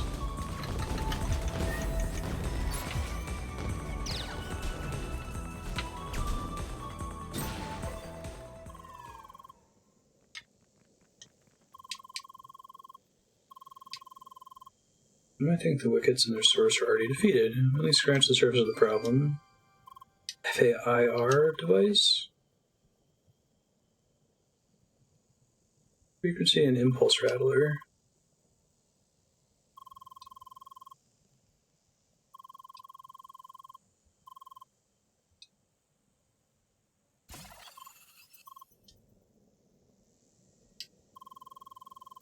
Wolves must be the true source, controlling and spawning the cats over time.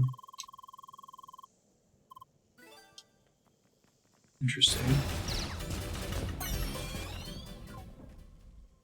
Whoops. Didn't mean to knock my way into the door.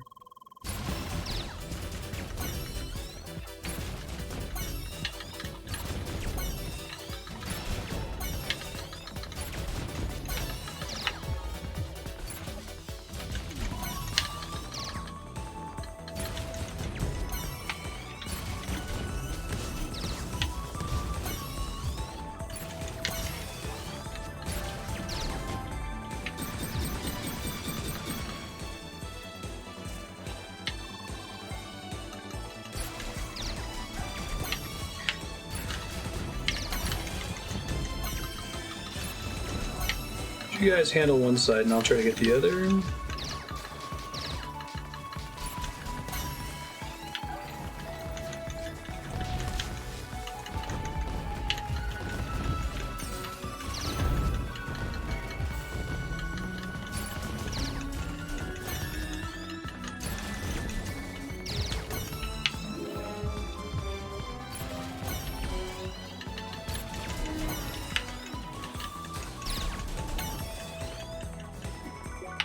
Yeah, you can do this, right?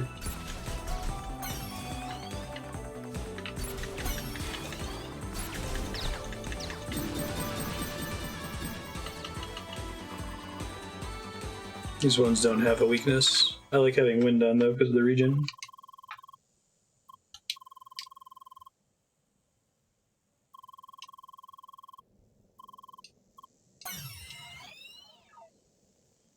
More data.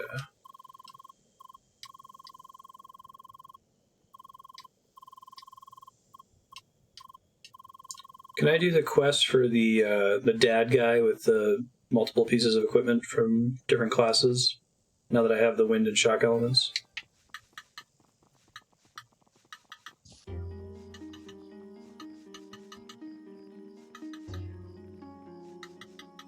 Okay, I'll try to explore the jungle more now that I have both.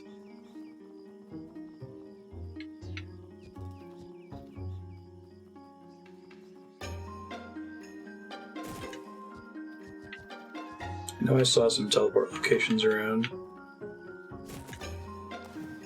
Ouch.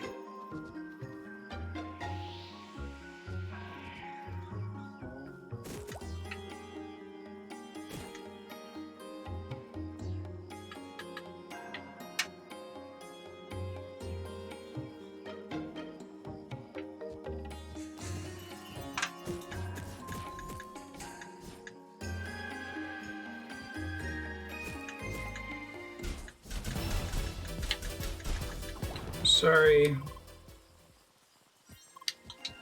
Gotta have blobs. Gotta have blue hair.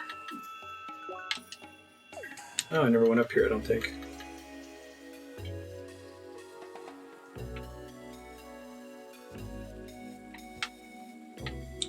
Can you use that to climb up?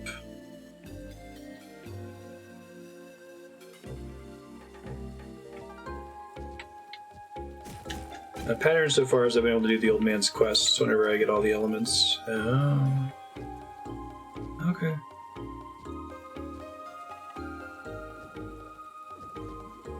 Jumping puzzle time, possibly. Those are blue.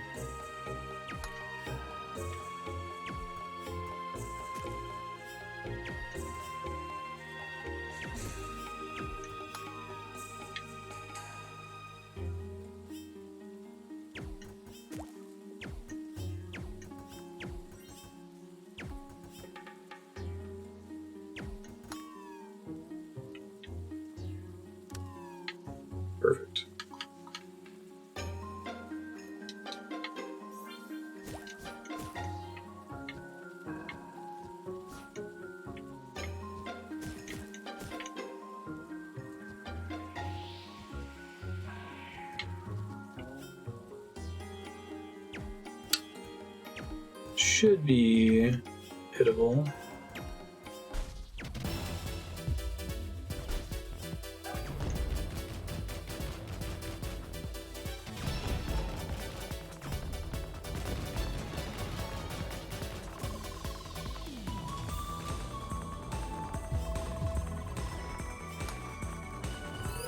Oh, I never thought about using abilities for cheese. I don't think it actually homed in on it. That's funny.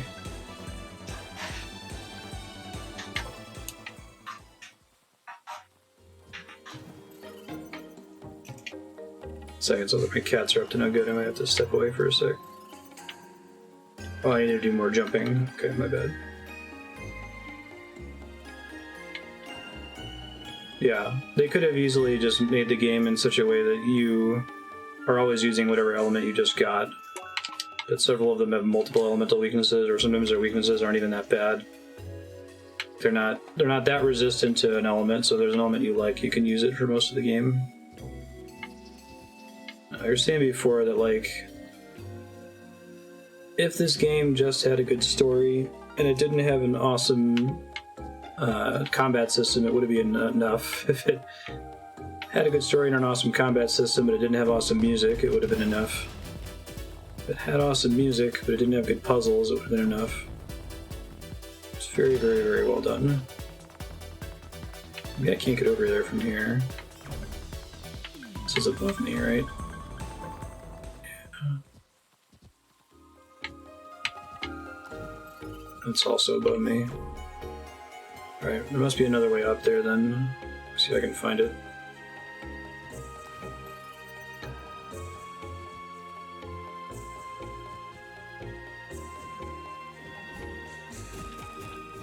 Perhaps this way.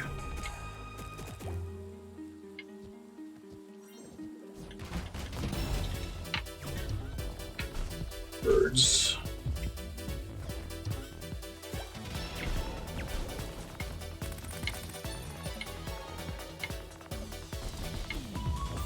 Nope. Well, actually, no. Come back in a second. Who dares enter this cave? Hi, Leah. Wilt thou prove worthy?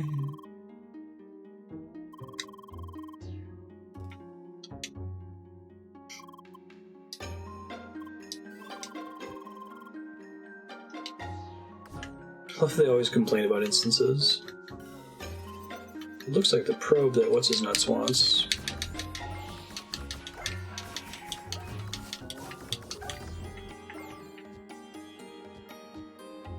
Oh, I completely agree, Walter. I was saying last stream that, like, this game is all the way up my alley. It's got all the Super Nintendo, like Chrono Trigger, Lufia nostalgia, without being too on the nose about it. It's remarkably well made, and I feel like nobody knows about it. People should be freaking out about this game the way people were freaking out about Undertale. I mentioned Undertale, that's another game that kind of taps into SNES JRPG nostalgia.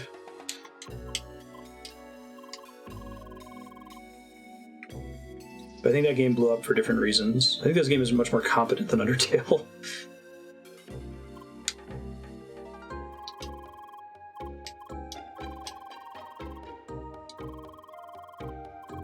Defending against an incoming wave of enemies. Oh, that's the thing.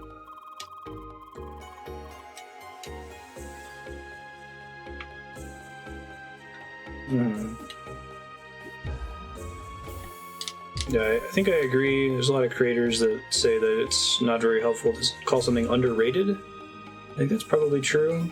This game is definitely not as popular as as I feel it should be. I think there's a lot of people this game would be up their alley, they just don't know that it exists yet.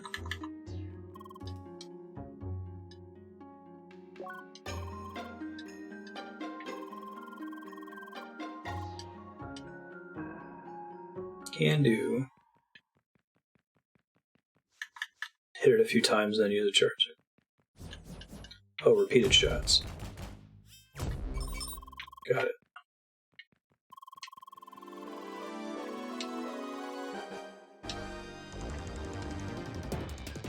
This makes it easier for me to get out, I see. Tower defense. I was gonna say, how's this gonna be different from the other one that we had to defend a thing, but they're really good at adding non-degenerate challenges in this game. This isn't just the same thing we've already done, right?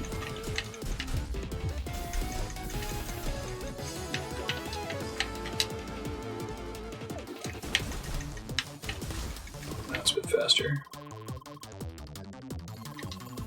Old turrets.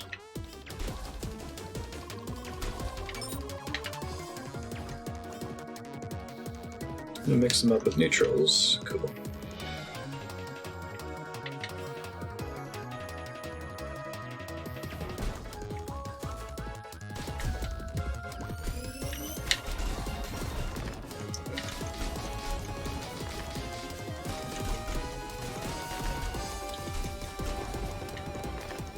I think Undertale is also a game that succeeds, though, if you're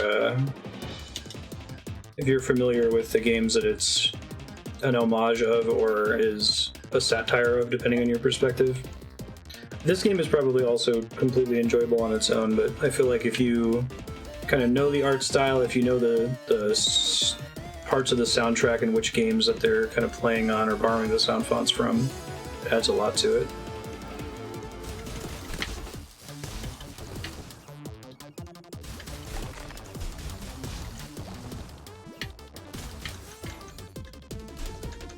It's about as on the nose in the soundtrack with some of its sound font usage as Undertale was. I went back and listened to that Chronopolis theme, Spikey, and you're right. It's basically Chronopolis. They use a similar instrument in the Final Fantasy X soundtrack, but...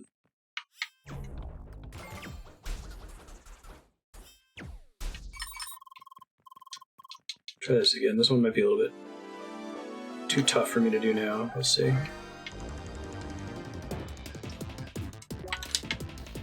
Actually, weaker against lightning.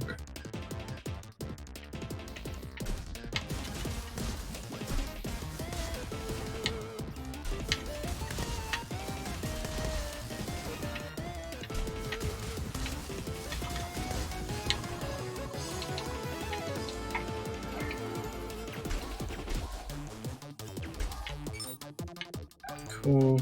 Turn this on for healing. Remember that I have it.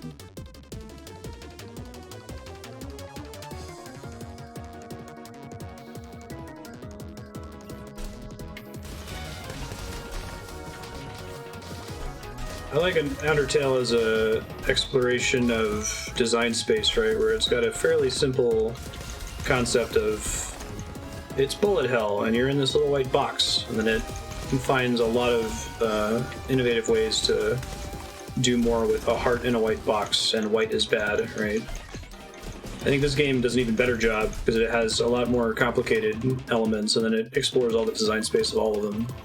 It reminds me of Braid in that respect. Like they probably came up with the mechanics and the puzzles sort of wrote themselves from there. Okay, we've got ricochet, bombs, and this. What do we do with it?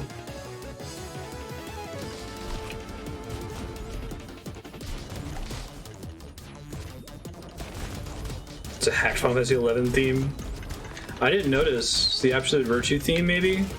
Absolute Virtue is the nutty boss from that game. Oh, shit. I was just trying to dash out to heal. Do this one later. Pretty hard.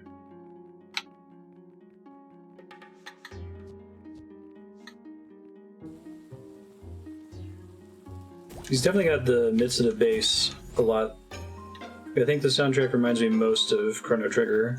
But then there's a couple songs like the town theme from this world. Sounds just like the Timber Owls from Final Fantasy VIII. I never actually did go down through that gate. So I'm on the same height as that. Not on the same height as that.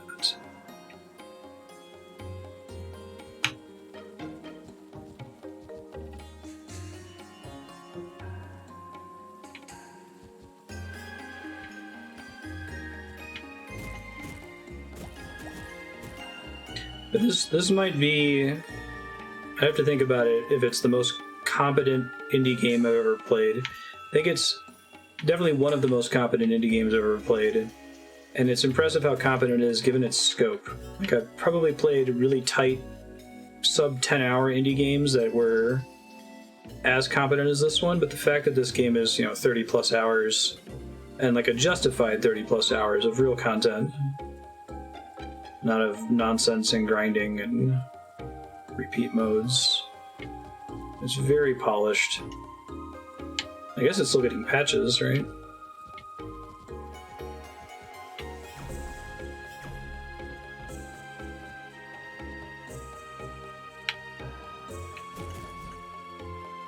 Is this game on consoles, or is it PC only?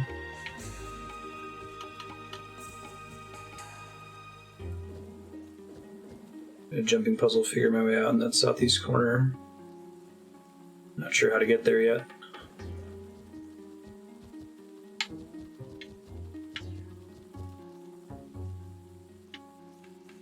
It is on PS4. Yeah, someone was talking about New Game Plus. That's cool. Oh, that was much simpler than I thought it was going to be. Whoops.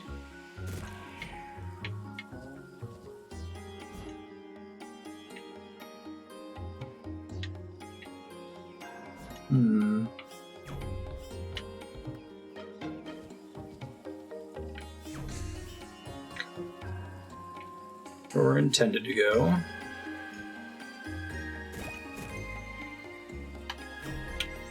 Saying earlier, I want them to make Crossworlds as a real MMO. I would play this game.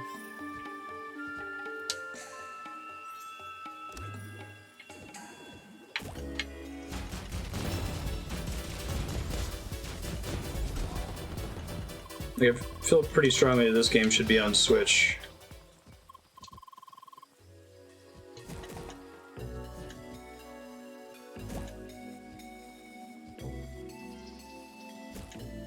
It was just a shortcut so I didn't have to go all the way around.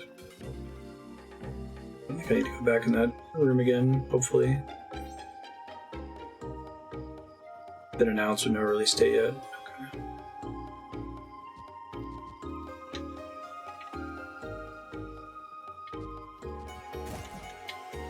It will be on all systems, that is. Okay, timber, infested marshes. Just look for doors that I haven't opened yet. There's one down here.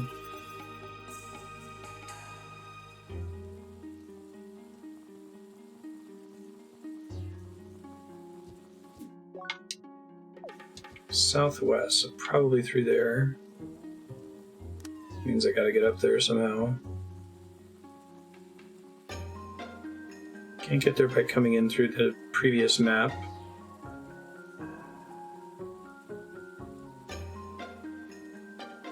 Thanks, Spiky. Yeah. I'm curious now. Battle Theme 2.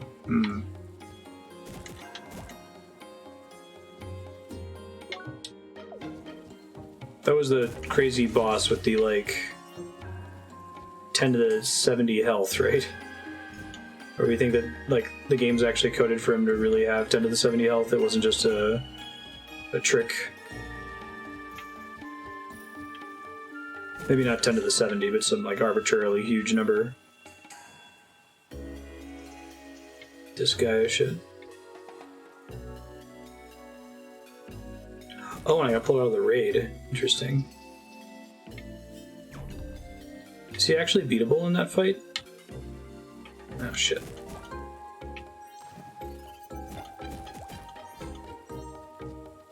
Oh, I can get back up. Okay.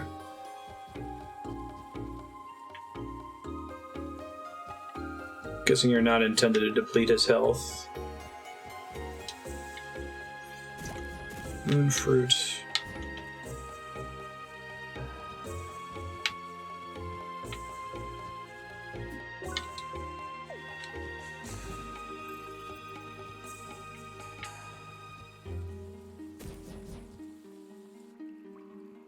% of his health and plot happens. That makes sense. There's the actual probe.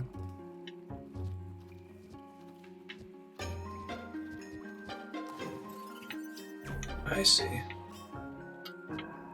So if I came here early, I wouldn't be able to do it yet.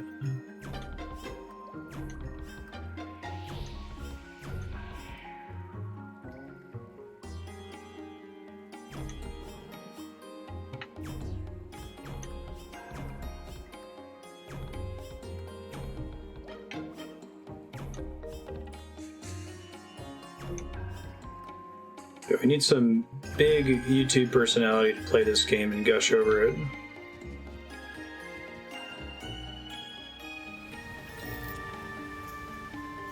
Oh, this developer, I want all their lights to be green. Like, if they announce any additional projects, I will help fund the shit out of them. Nice.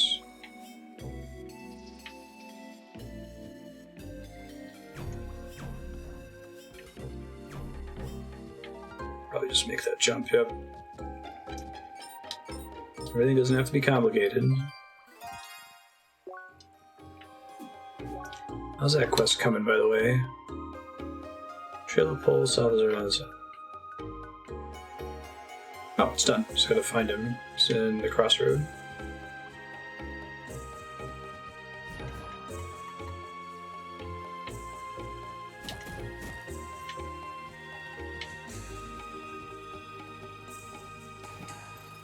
Ow.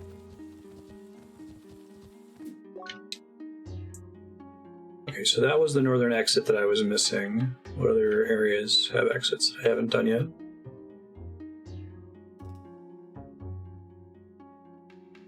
So I can find the crossroad real quick. Oops. The long search is over.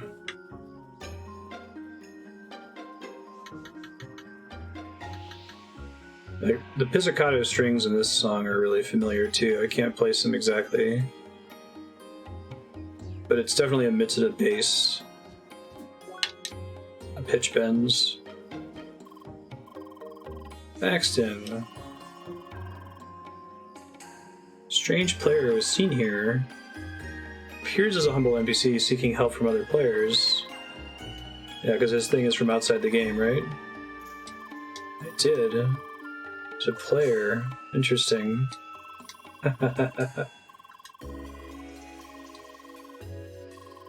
Nice. I didn't think about them adding something like this. Manually complete the quest that's been given to you. Cool.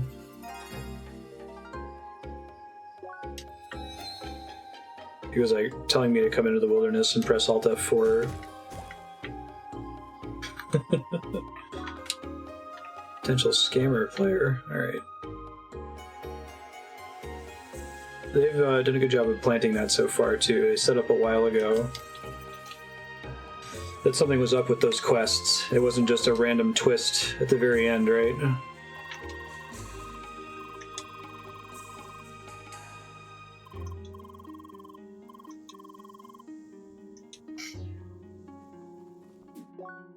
So I was saying the other day that, like, I don't know if this game is good because they, like, hired a writer who, you know, has been trained and practiced and knows how to write, or it just, like, happens to be good. Because both are impressive.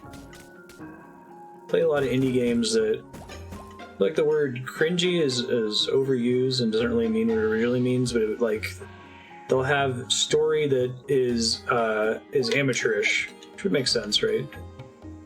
Games are by definition being developed by amateurs, and this game's story comes off as anything but amateurish.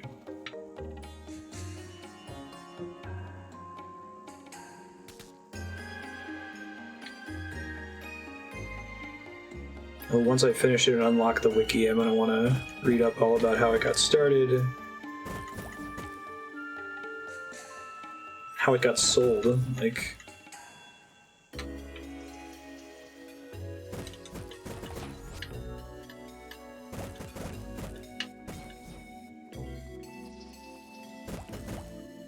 I feel like a lot of these crowdfunded games have a really easy sell where it's like, play the next game from Lucas Pope. Or it's like this, but with this. In this game, if you said it's like this, but with this, you'd have to list like 30 games. Zelda, Lufia 2, Billiards, Chrono Trigger, MMOs.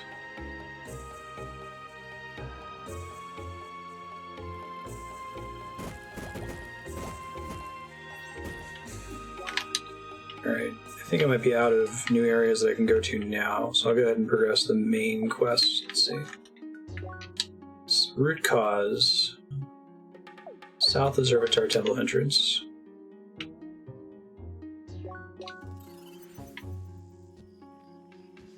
I think they mean like it's in a zone that's south of there. Not that I can go down south, but I'll try just in case.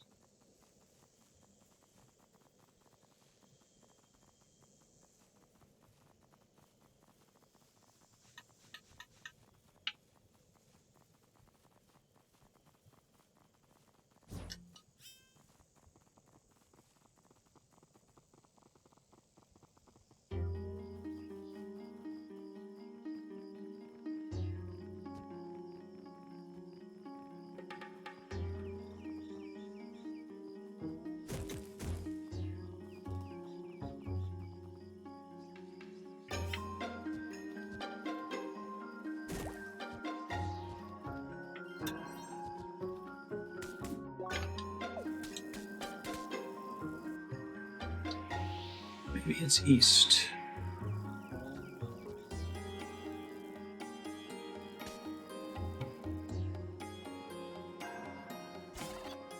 That looks right.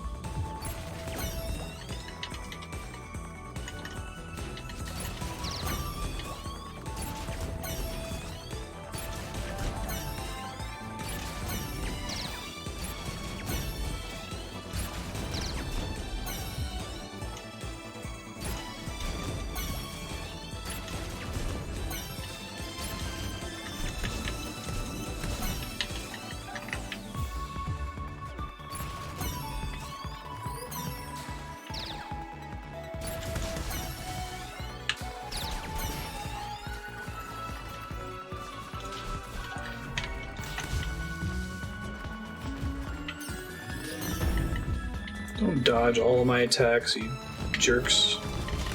Some people's cats, man.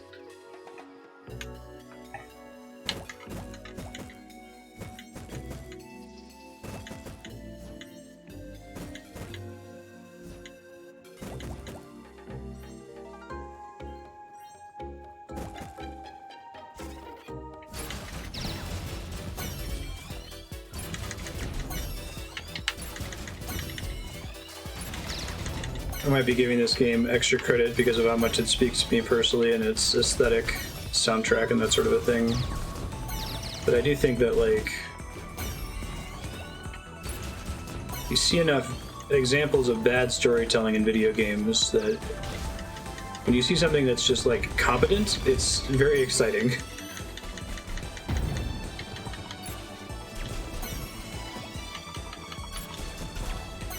I enjoyed Resident Evil 4, but I don't really know what that was from a story perspective. Or Code Veronica, or most of the games so far. That's from a AAA developer.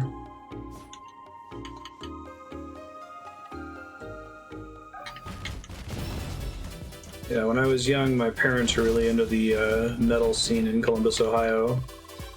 And local metal bands are generally not very good. They play metal because you can easily disguise not being good at metal. So whenever I would hear like just a cover band that could play their instruments and could sing in key, like I was really impressed. People are like, I don't get what the big deal is. Why are you so into this? I'm like, because they're not bad. Like, so I'm not saying that CrossCode has like the greatest story ever told in video games, but it's supremely competent, and you don't see that very much, especially in indie offerings. Another game I really liked was Iconoclasts. Iconoclast's story was kind of all over the place, though, difficult to follow. Things weren't like set up properly. It was kind of written as though you were already in the developer's head.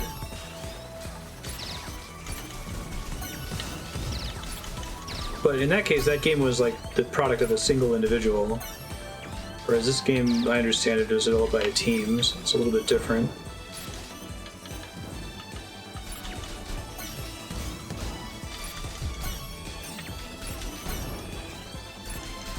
So I think Iconoclast deserves praise for being the product of just one person.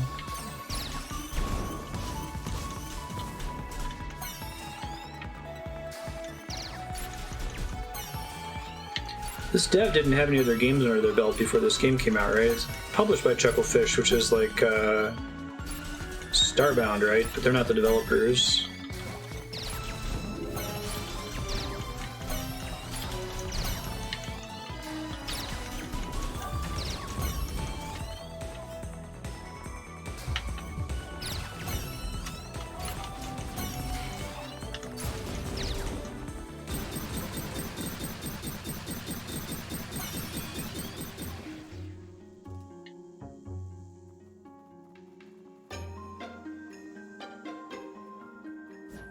I know, right? I think I said when we played this back in that 24-hour stream, like, there's no way this game can stay this good for 37 hours or whatever the how long to beat is. Like, it's got to be a really ambitious first 4 hours, and then it's gonna like lose steam eventually or run out of budget and just need to wrap. And that has not been the case. I mean, there's kind of the normal end of development stuff, like having 2 dungeons back to back and kind of the final area is one big area instead of 2 differently themed areas. But like it doesn't feel like it's unfinished. It doesn't feel like Metal Gear Solid 5, right? This is their only game. Yeah, I don't know. This game is puzzling to me how it is so good.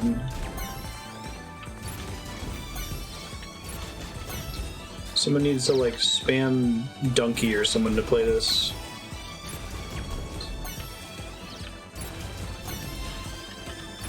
Yeah, let's implement tower defense. That's really like, that's one of the most impressive things about this game, that there are almost no truly degenerate quests. Which is like, they had an out to make degenerate quests, right? They made a game that's meant to be an MMO, so they could have you go collect 30 variations of bear asses 50 times, and you'll often have a quest that's go collect an item, but there's something in it that's like slightly different, changes it ever so little. Defend the thing, with this time it's tower defense.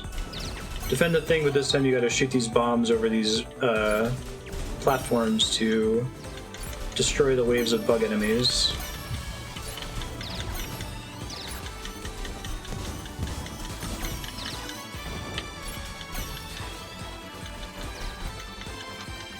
I feel like RPGs often use degenerate content as a shortcut, like a way to pad out the length. Like, oh, you get into 50 random battles. But then the thing that's like the closest to degenerate is just the random enemies you run into the overworld, and the game makes it very easy to ignore them. Like, you won't even really be underleveled if you don't fight them. 3 different kill 60 trolls quests.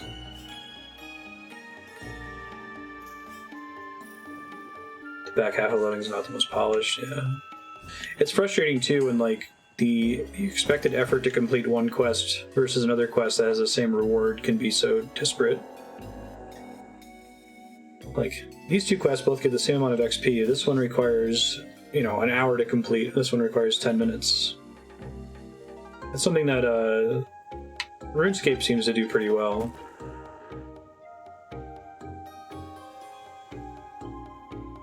That like you get rewards that are proportional to the effort for a quest. Killing 60 controls is most of the reward. Is all the XP you got.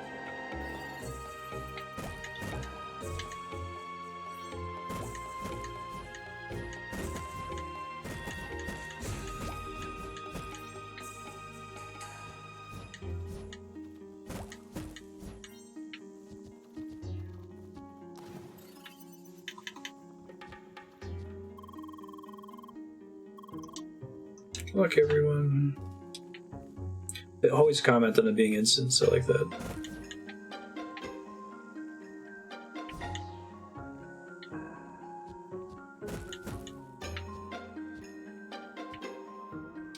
Yeah, well, see, that's what's interesting, though, is that, like, classic WoW's inconsistency was actually kind of its charm, in a way. And while Blizzard was correct to, like, try to address that in streamline quests and make all quests more similar on average, because it's frustrating to get a quest that gives 10,000 XP that takes an hour versus a quest that gives 10,000 XP that takes 5 minutes. Like, the more they streamlined it, the more they fixed a problem, the more they were kind of losing something in the process.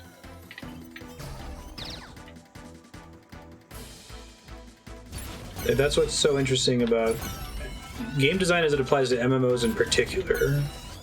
But I think that there are often changes that you can make to a single-player game that are, for lack of a better word, correct. I mean, maybe not literally so, maybe it's up for debate, but they make things better and nothing of value is lost. But it seems like that's not very infrequently true for MMOs for some reason. No matter how good your idea is or how good your intentions are, something about your feature idea is going to take something away from the experience. Can I jump up? I guess I can shoot him from here.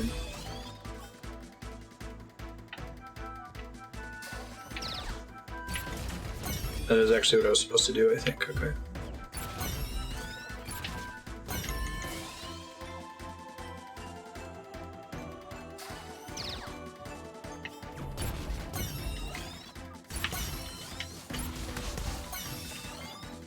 The thing that drives me nuts is when the player community, with the benefit of hindsight, looks at some of these changes and goes, why did they do this? Like, it's clearly making the game worse.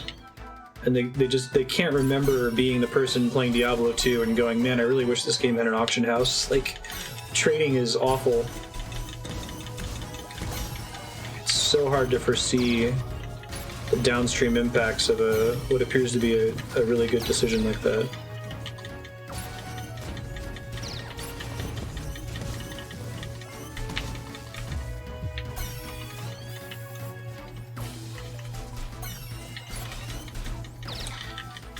How is Classic WoW right now? Have they announced anything about their plans for... Oh, this guy revives over and over. Probably because I have to kill the ads first. Have they announced anything about their plans for, like, Encourage and that sort of thing? I know they said that they were going to release more content over time.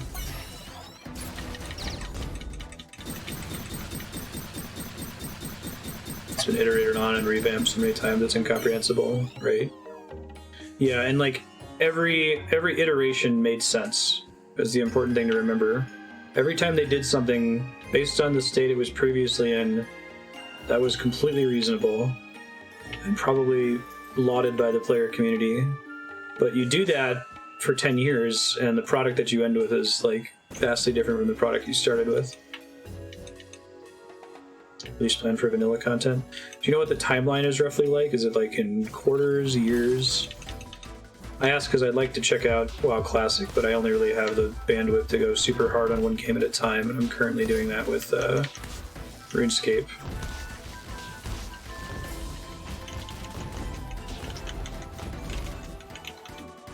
Okay, that's not as aggressive as I was expecting. Shit, I'm gonna die. No! Please don't kill me, bro! Try to get some of the healing from that attack. Part of why I picked up that move. Yeah, that seems to be working. OP. Always go for things that buff movement speed, things in games where it's difficult to heal that allow you to drain health.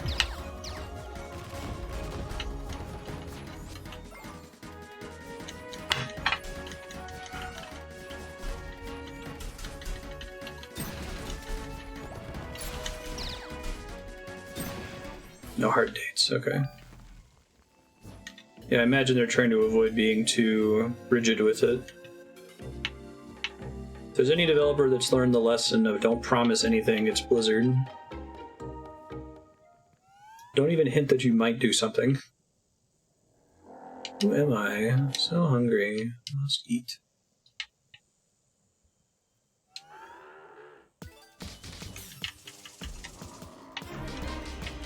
Cephaloth.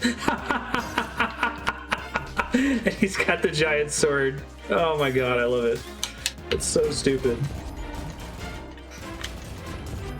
Cephaloth.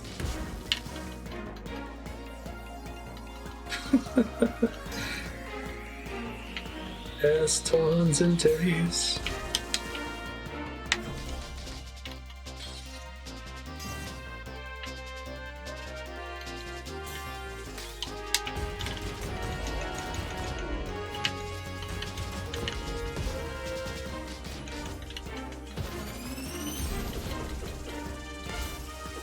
Burning inside with violent anger.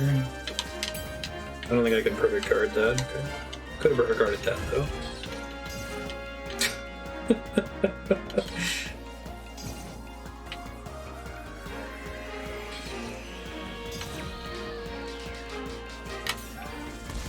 Oh shit, I was changing abilities.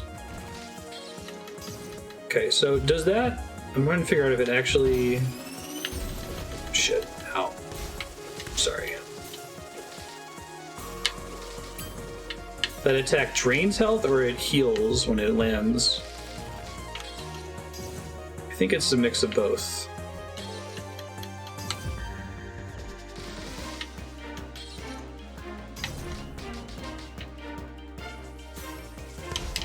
Too early.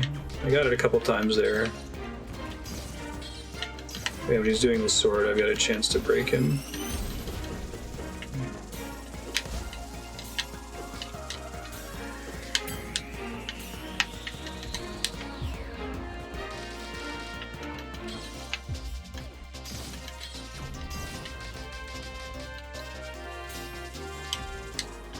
Too late.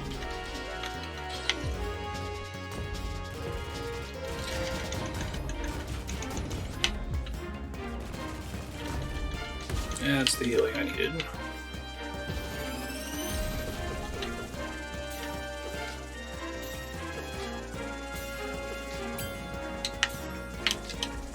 Shit.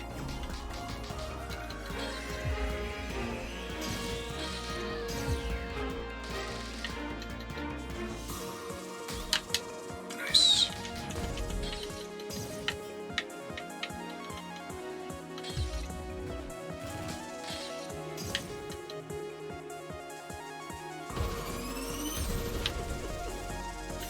I can probably just dodge him here. Shit.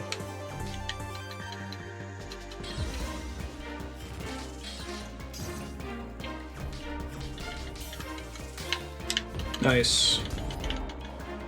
Phase 3. I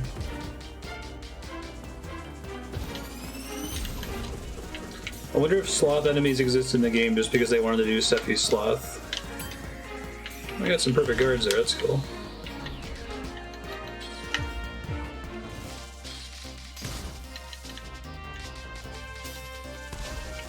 Ow.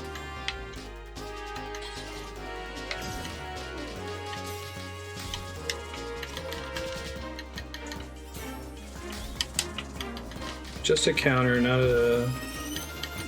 Shit. No! I didn't realize he still had an attack when he was setting that up.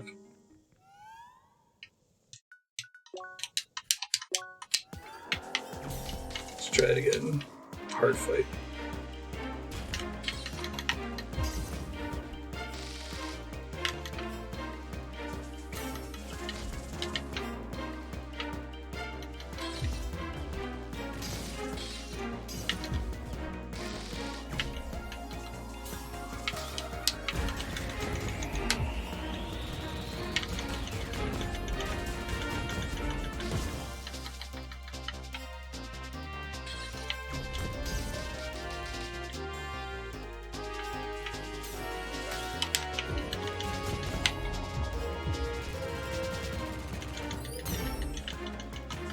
Nice.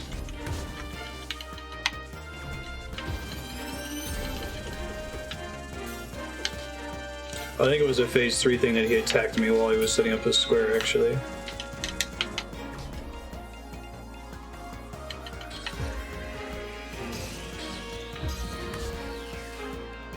Ouch.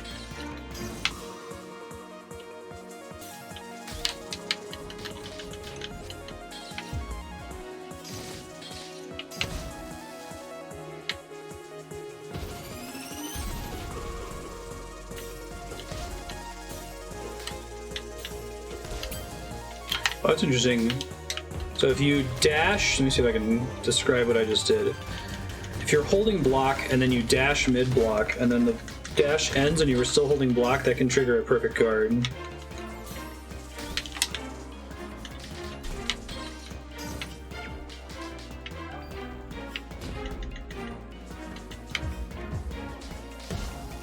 Oh shit, I thought I had him.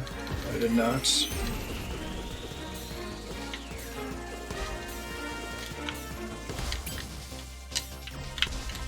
Ow.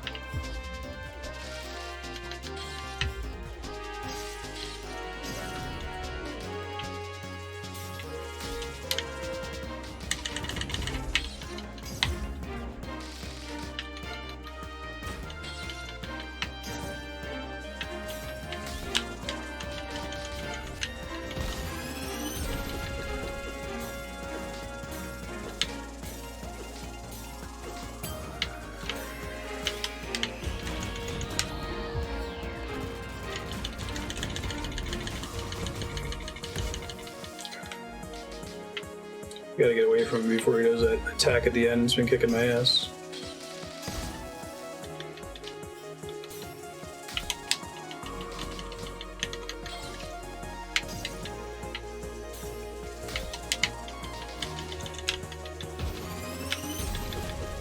Shit.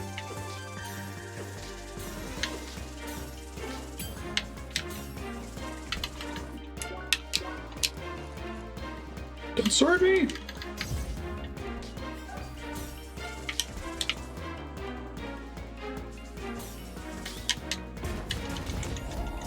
Mission. Nice. Sephi Sloth. Venias. Debe mori facias. Bug found. Initiating error routine.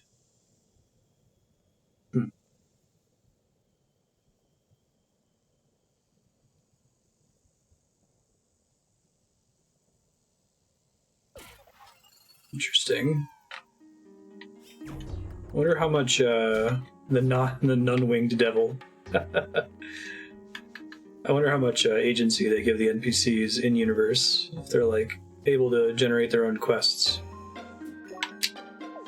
I wish there was some kind of clear indicator in game that showed whether something you were talking to was meant to be an NPC or a player.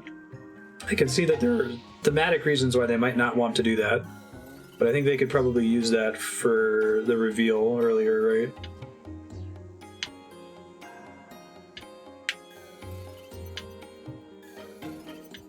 Come on.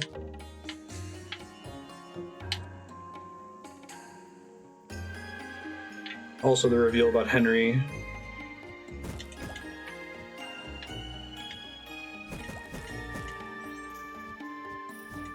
So I guess there's three different kinds of there's potential players, or even maybe even four potential players intended to be designed in-game NPCs, actual employees of the company.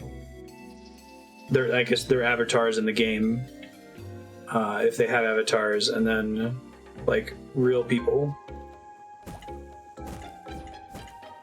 But as far as I know, and no spoilers obviously, as far as I know, like, we have never met a real person. We've met the facsimile of a real person as it appears in game. But because of Leah's identity, we've never actually been outside the game. Even in the prologue, I don't think so. Shizuka.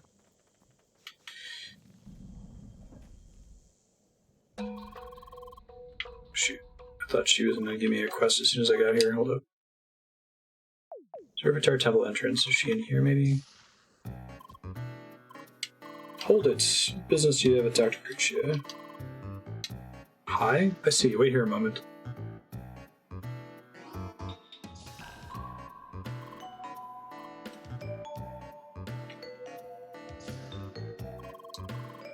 Hello, Seeker. You've been gone quite a while. Excuse my overprotective bodyguard.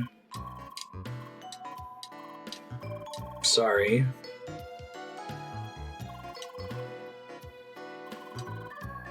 Paul appeared and repaired part of the temple?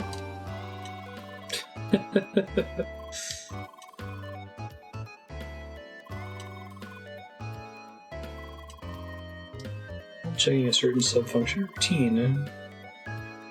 Yeah, her name is Lucretia, Mega Man. For sure, it's an FF7 reference.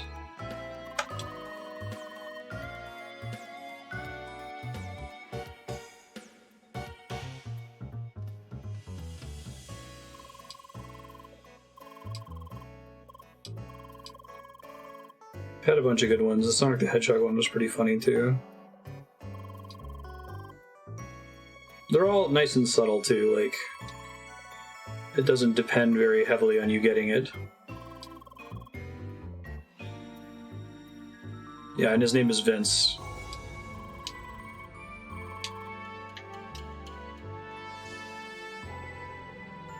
Even dressed like a Turk. A gloomy looking beast.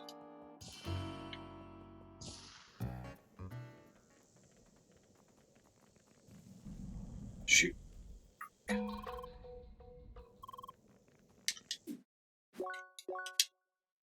Sophie Sloth.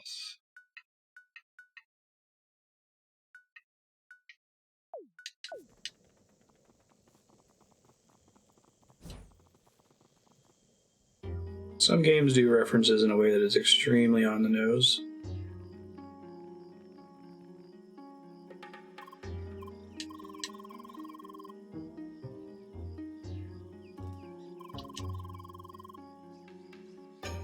Well, even Stuffy Sloth could have been way more on the nose than it was. It was just his name, right? And his giant sword.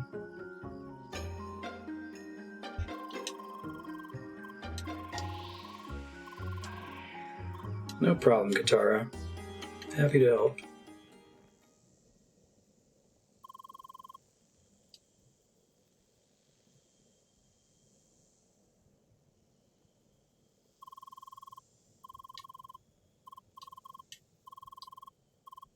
Really have to leave? Why?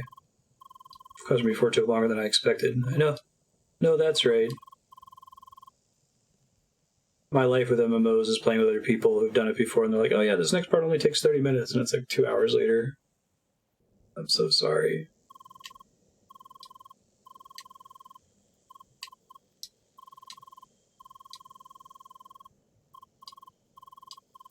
Yeah, the whole decision of do we continue without you or wait. I've done that in the last 6 months. Final Fantasy 14.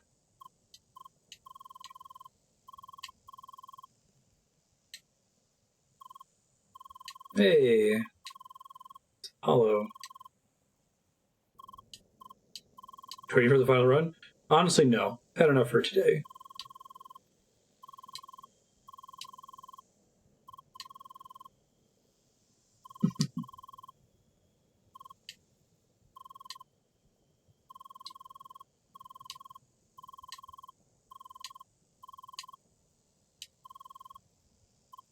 Alright, Leah.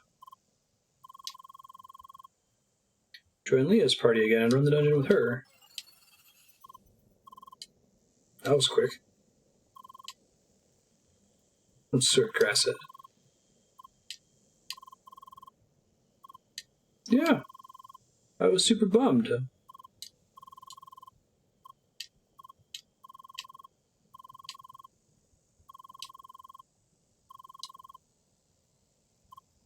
Time to duel. I usually avoid partying with Pentafist scrubs.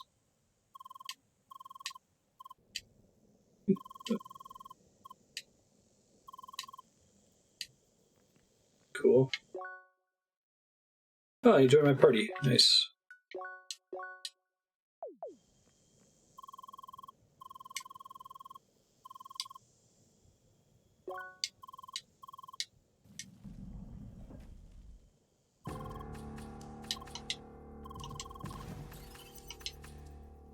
I like that they do,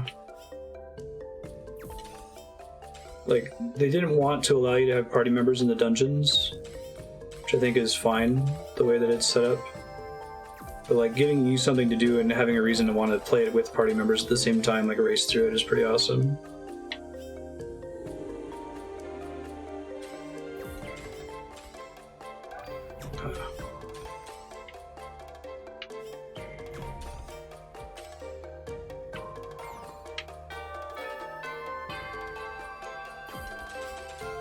There we go.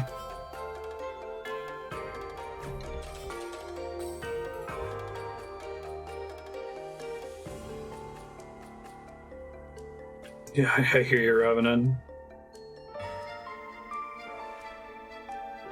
Whoa, what's this dude? Those strange visitors arrived at the roots. Let's prove the mastery of shock and wave to ascend.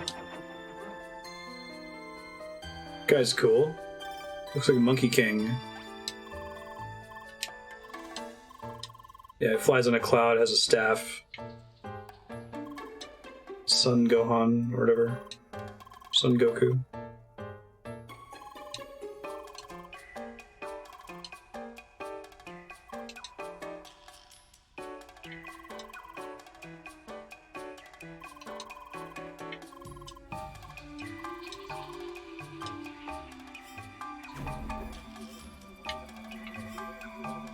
I see.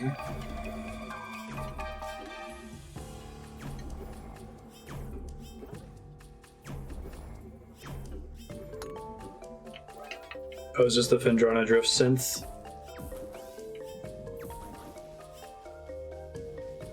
Right. Doesn't shoot through walls like the other one did.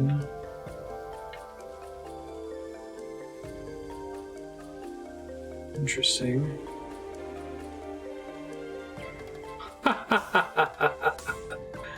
That's a cool solution. I'm guessing I have to do both at the same time. Okay. That's why that takes so long to go.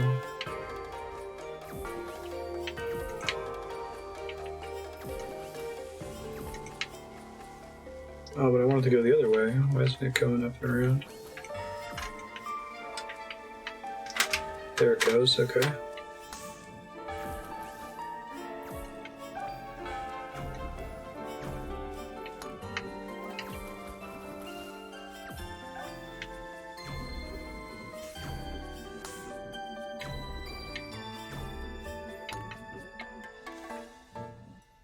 Okay, so that can trigger two of them to come down. Oh, I see. This is going to be an Uber... Well, not an Uber puzzle. Not the Uber puzzle, an Uber puzzle. Once I open the doors at the top. Oh, I hear the synth now. Yeah. That literally is. I wonder how they sampled it. I don't think the GameCube had sound fonts anymore at that point.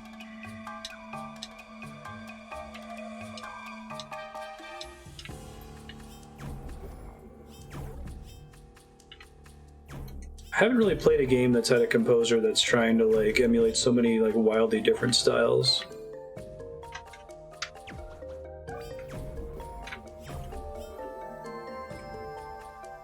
Okay.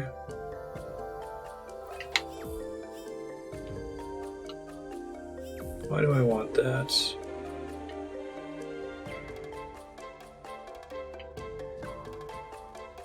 These things aren't meant to be able to be moved, right?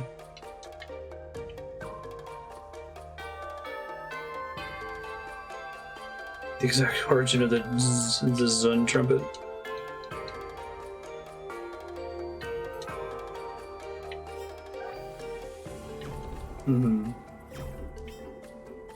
It's research, basically.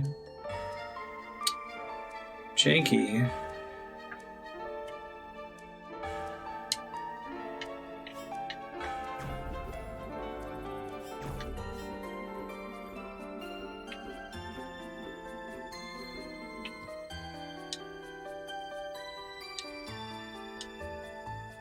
that's what we want.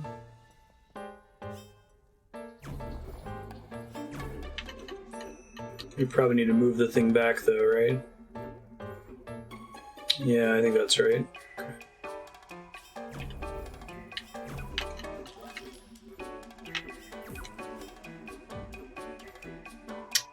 Then it needs to go down, okay. Wow, this is great.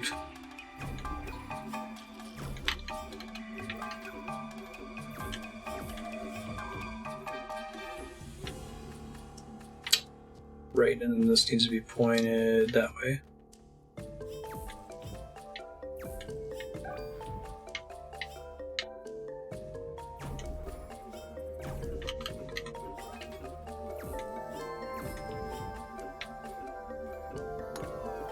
Sweet.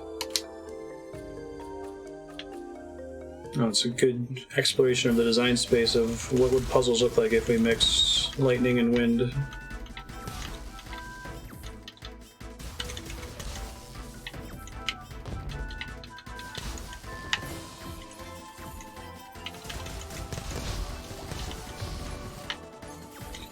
So I'm saying I get the sense that this game was developed like Braid, where it's like they had an idea and then the puzzles sort of wrote themselves.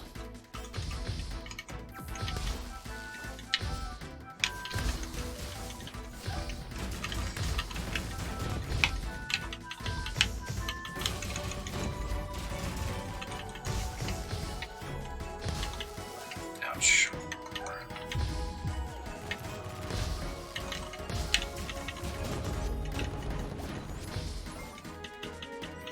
Right. Because we did have that in the second dungeon. There was a pretty extended part of the second dungeon where you, Actually, no, I didn't want to do that. Sorry, I'll use my words here in a second. I'm trying to not die in the meantime. There's a pretty extended section in the second dungeon where you used fire and ice together.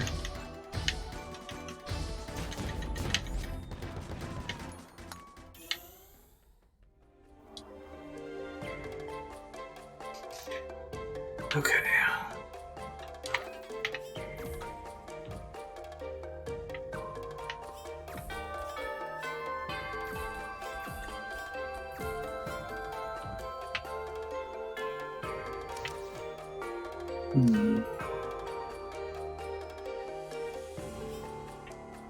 Only the wind one works like that, okay.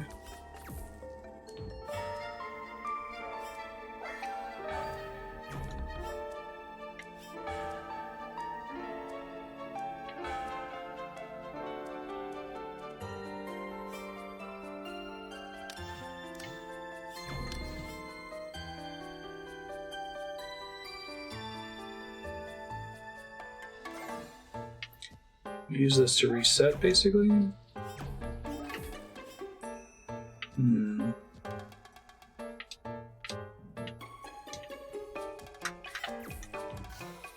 Yes, okay.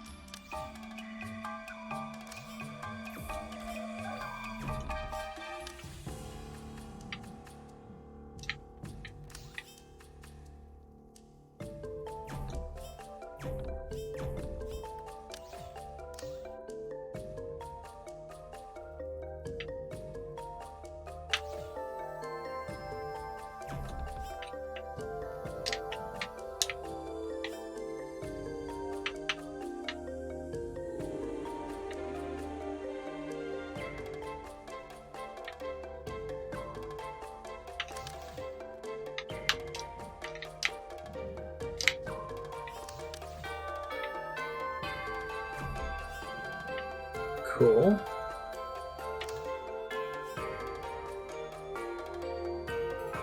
I see. Clever.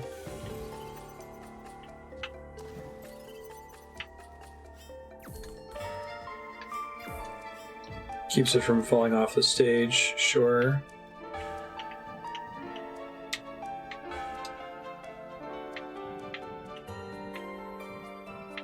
Might just be able to hit it from there, actually. Make it more complicated.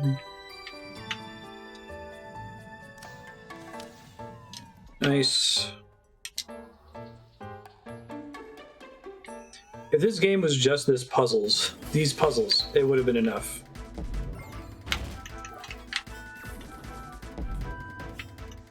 There was no story, no graphics. It was like 1-bit graphics.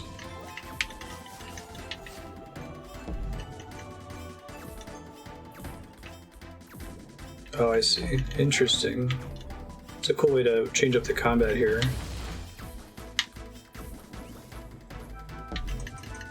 I need to do it on this side. It was just billiards ricochet puzzles and that was it. That would be fine.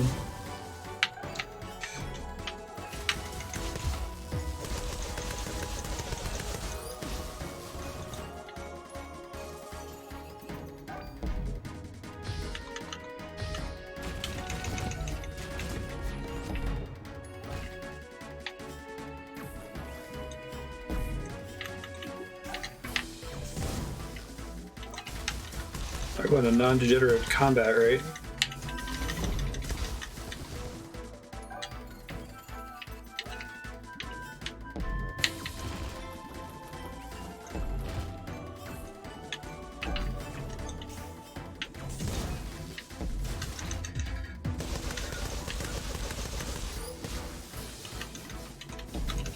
Don't you dare go under the ground, you son of a bitch.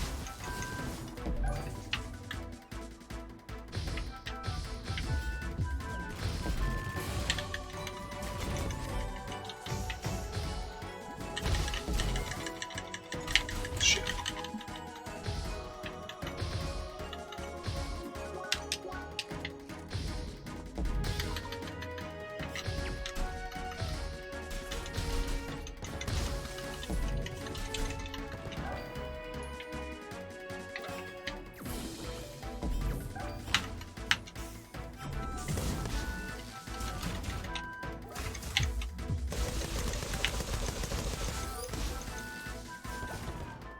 Nice.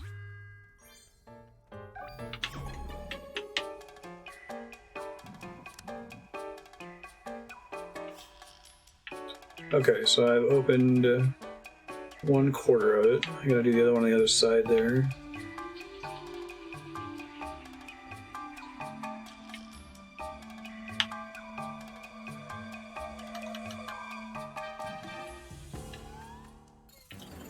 Hello. I like mixing up the enemies too.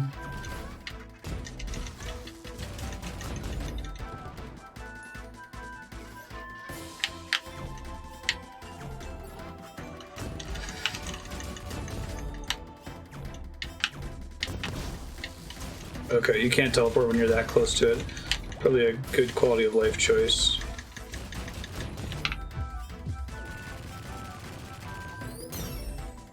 Nice.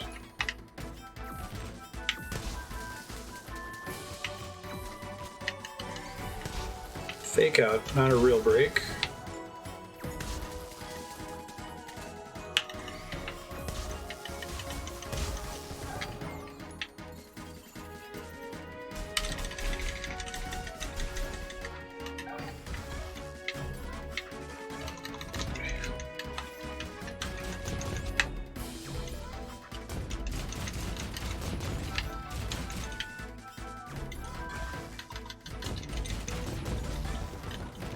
What is happening? How does she keep disappearing like that?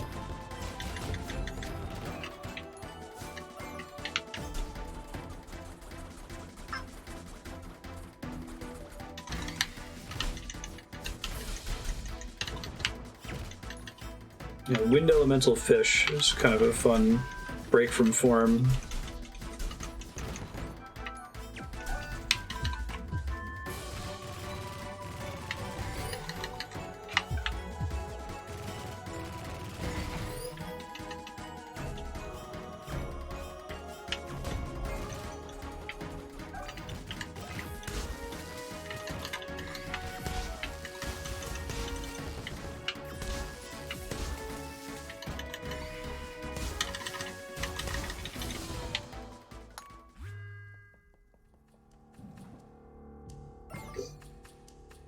It's true.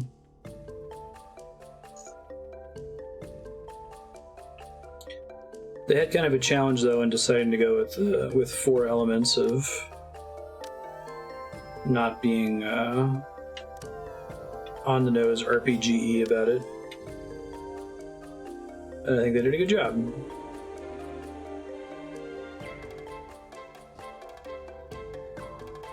I like shock instead of earth in this case.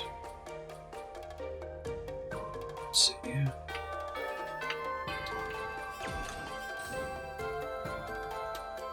That does that. Wave versus wind. Just doing heat, cold, shock, and wave is smart. There's ice also.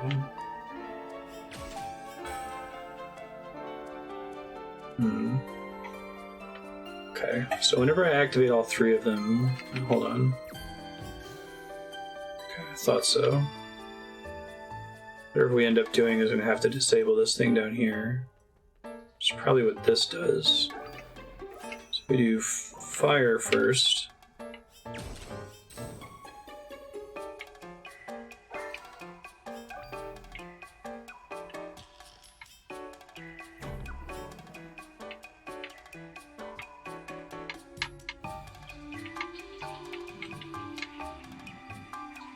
Still get them all in a line, I think. Clever.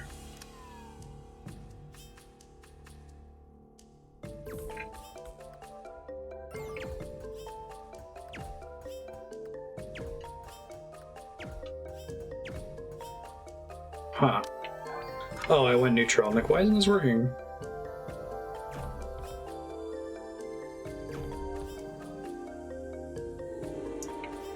Cool.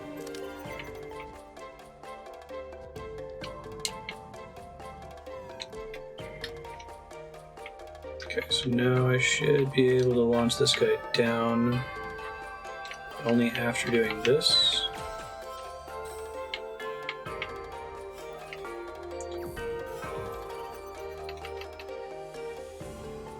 I think they can kind of fall back on involving the other elements by doing these little floor tiles, even if they don't have a specific idea for like a fire or an ice puzzle. You can still make it relevant that you have 4 of them and change up the solutions as a result. Okay, that's like a reset key.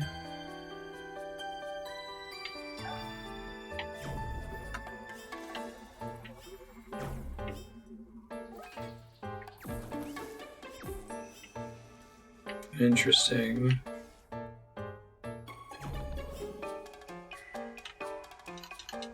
I thought I was stuck.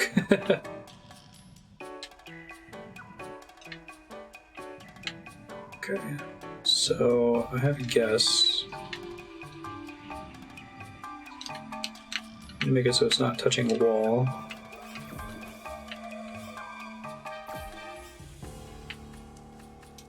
That lasts a really long time. It's not necessarily indefinitely, right? But it's a while. Oh, but doing that destroys it.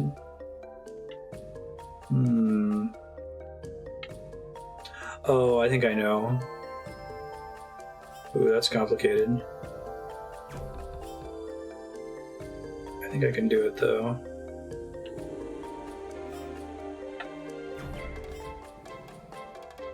Gotcha.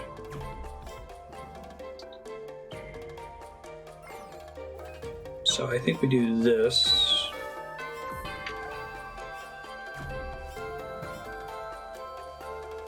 Then I have to swap it to the next one before it gets to the little golf hole. Okay.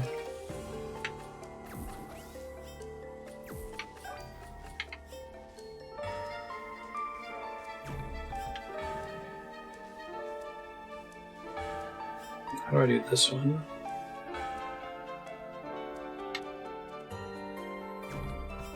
It just warps it back, so we don't want to do that.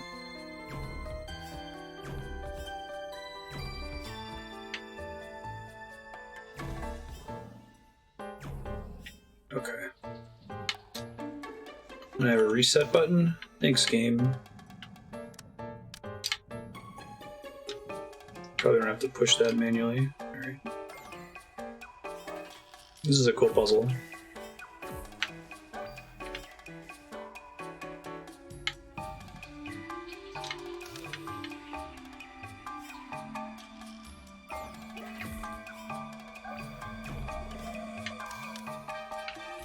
Oops.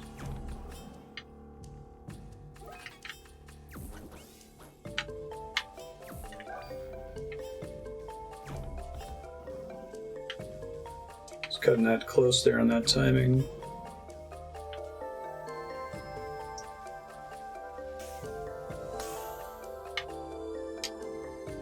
Very cool. It really feels like these puzzles wrote themselves.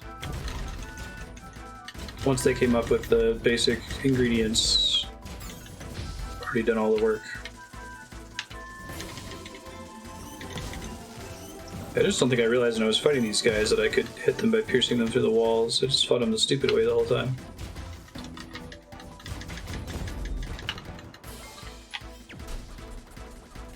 Miracle I learned for the actual boss fight.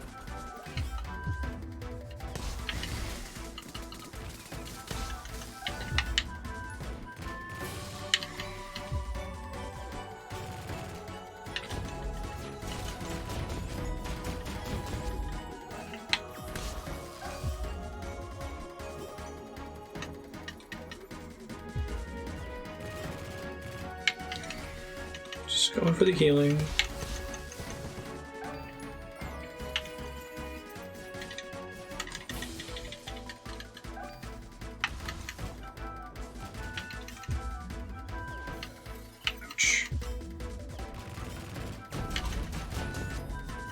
I do have I think I have the level 2 shock dash attack.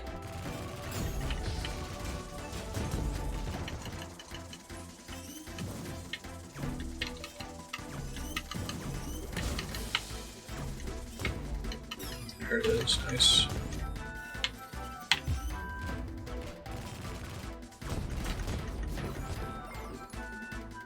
Try it here in a second, hold on. Wrong move.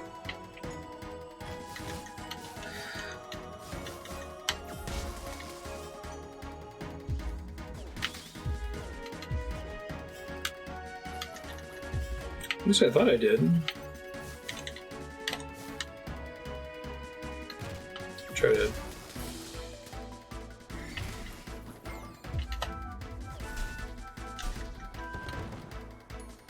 You get elemental overload to end and I'll check again.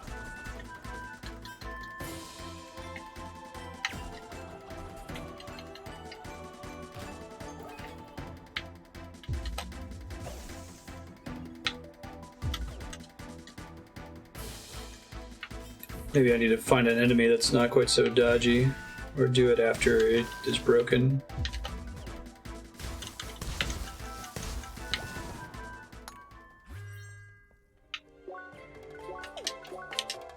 Just confirm that I do in fact have it. Yeah, dash your single enemy multiple times at the speed of light and finish with a strong punch.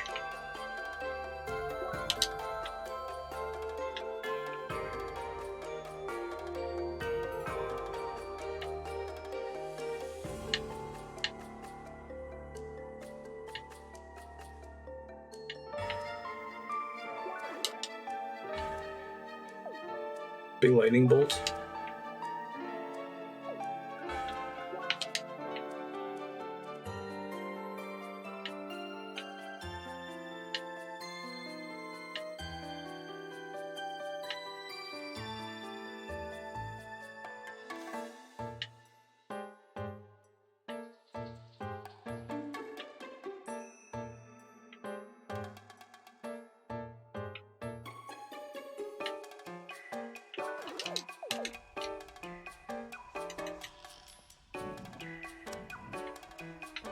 Okay, now I can do this puzzle.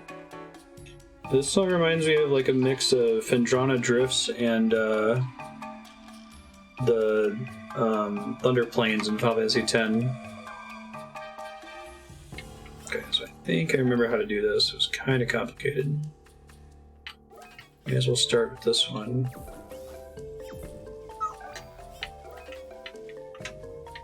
Needs to be going up this way. That's better.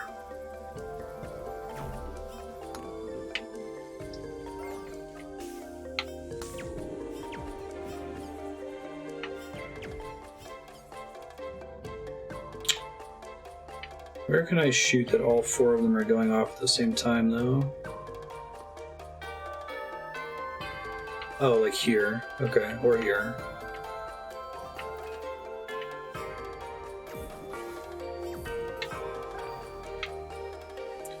Don't go that way, you dingus.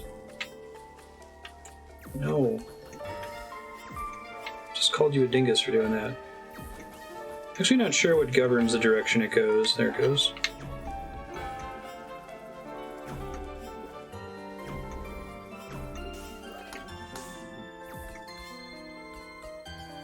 Nice. Cool puzzle.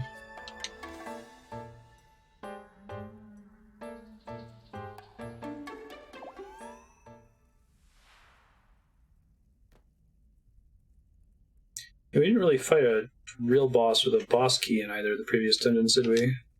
So this is the dungeon.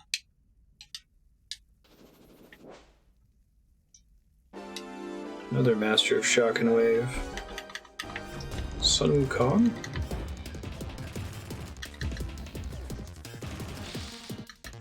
Nice. Break his shield with the opposite elements. Looks like, maybe.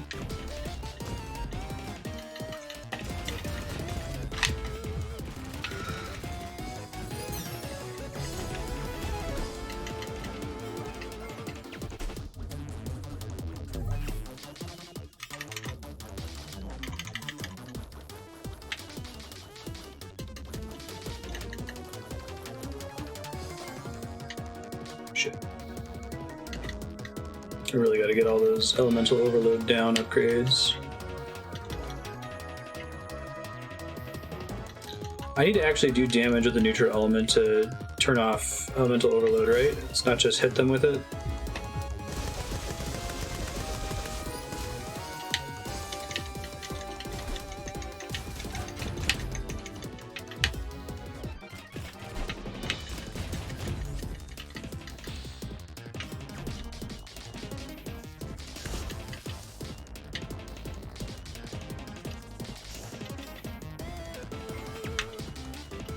Maybe it works without doing a significant amount of damage.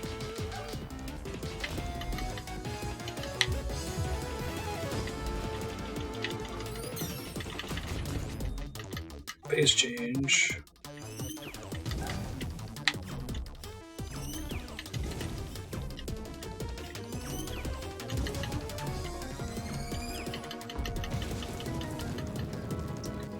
It's a hell of an attack.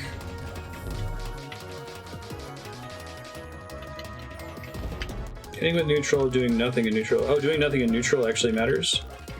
Interesting. Okay, let's warp. It's cool that you had to switch to wind while focusing on one element.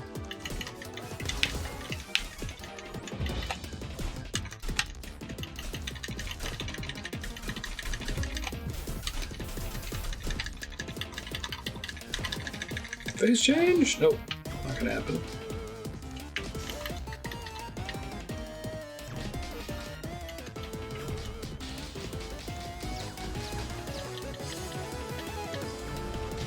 That's an attack, damn.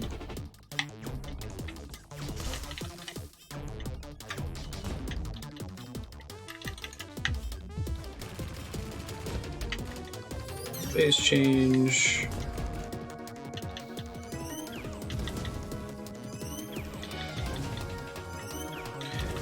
Even stuff like, you know, if you want to be inspired by Sun Wukong, that's really cool, but then making him like a shock and wave elemental, super different. I like that. Like, you can use something else as your creative scaffolding, but Don't just do like a 1-to-1 adaptation of it, right? Oh, he's got shadow clones. That's cool. Phase 3 living. Nice. Such a cool.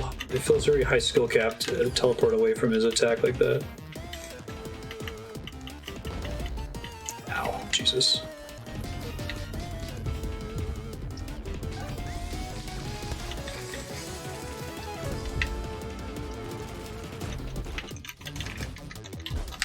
Thank God for this healing ability. Because I can actually get it off.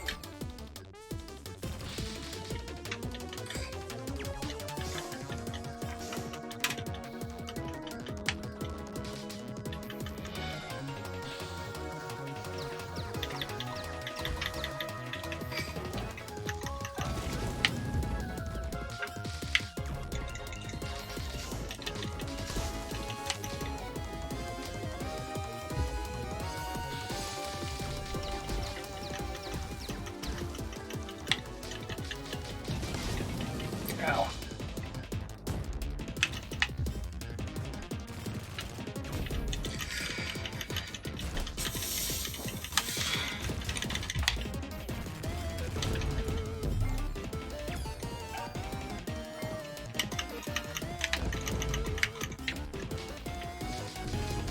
This form feels way more dangerous. That attack is so cool. Super into it.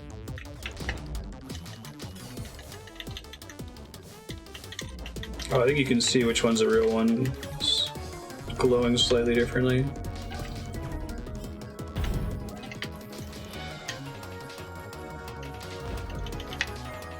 Don't die, not now! Not after all that!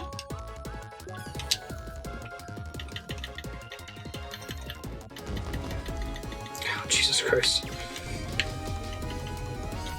Oh, I've got elemental overload. I can't escape. Shit. That's too bad. He was so close to being dead.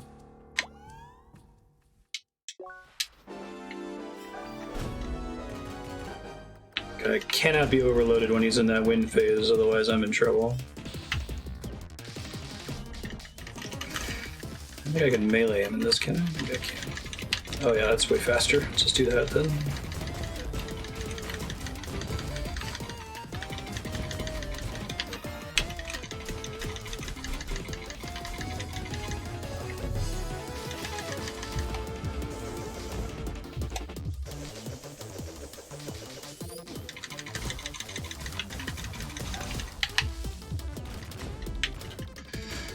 Phase change, much faster this time.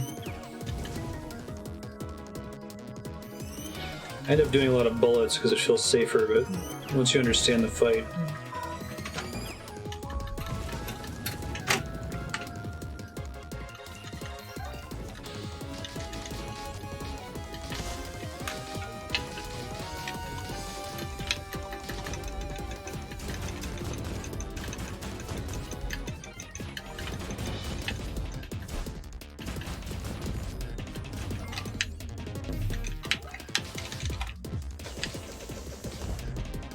Cats are going crazy. After this fight, we're at time, we're going to do our sub-block games.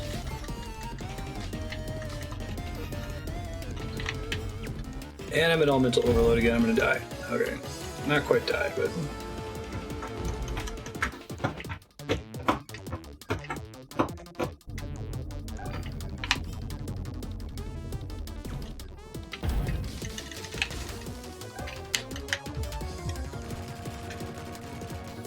my full heal.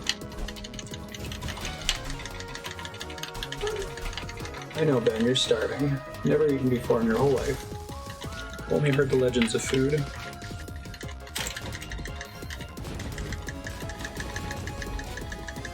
Phase transition.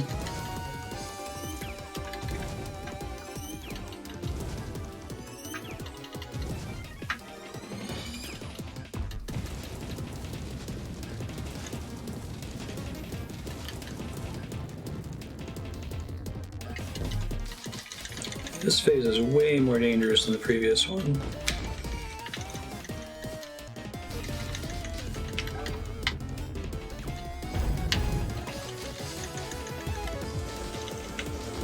even though I can use that attack on it.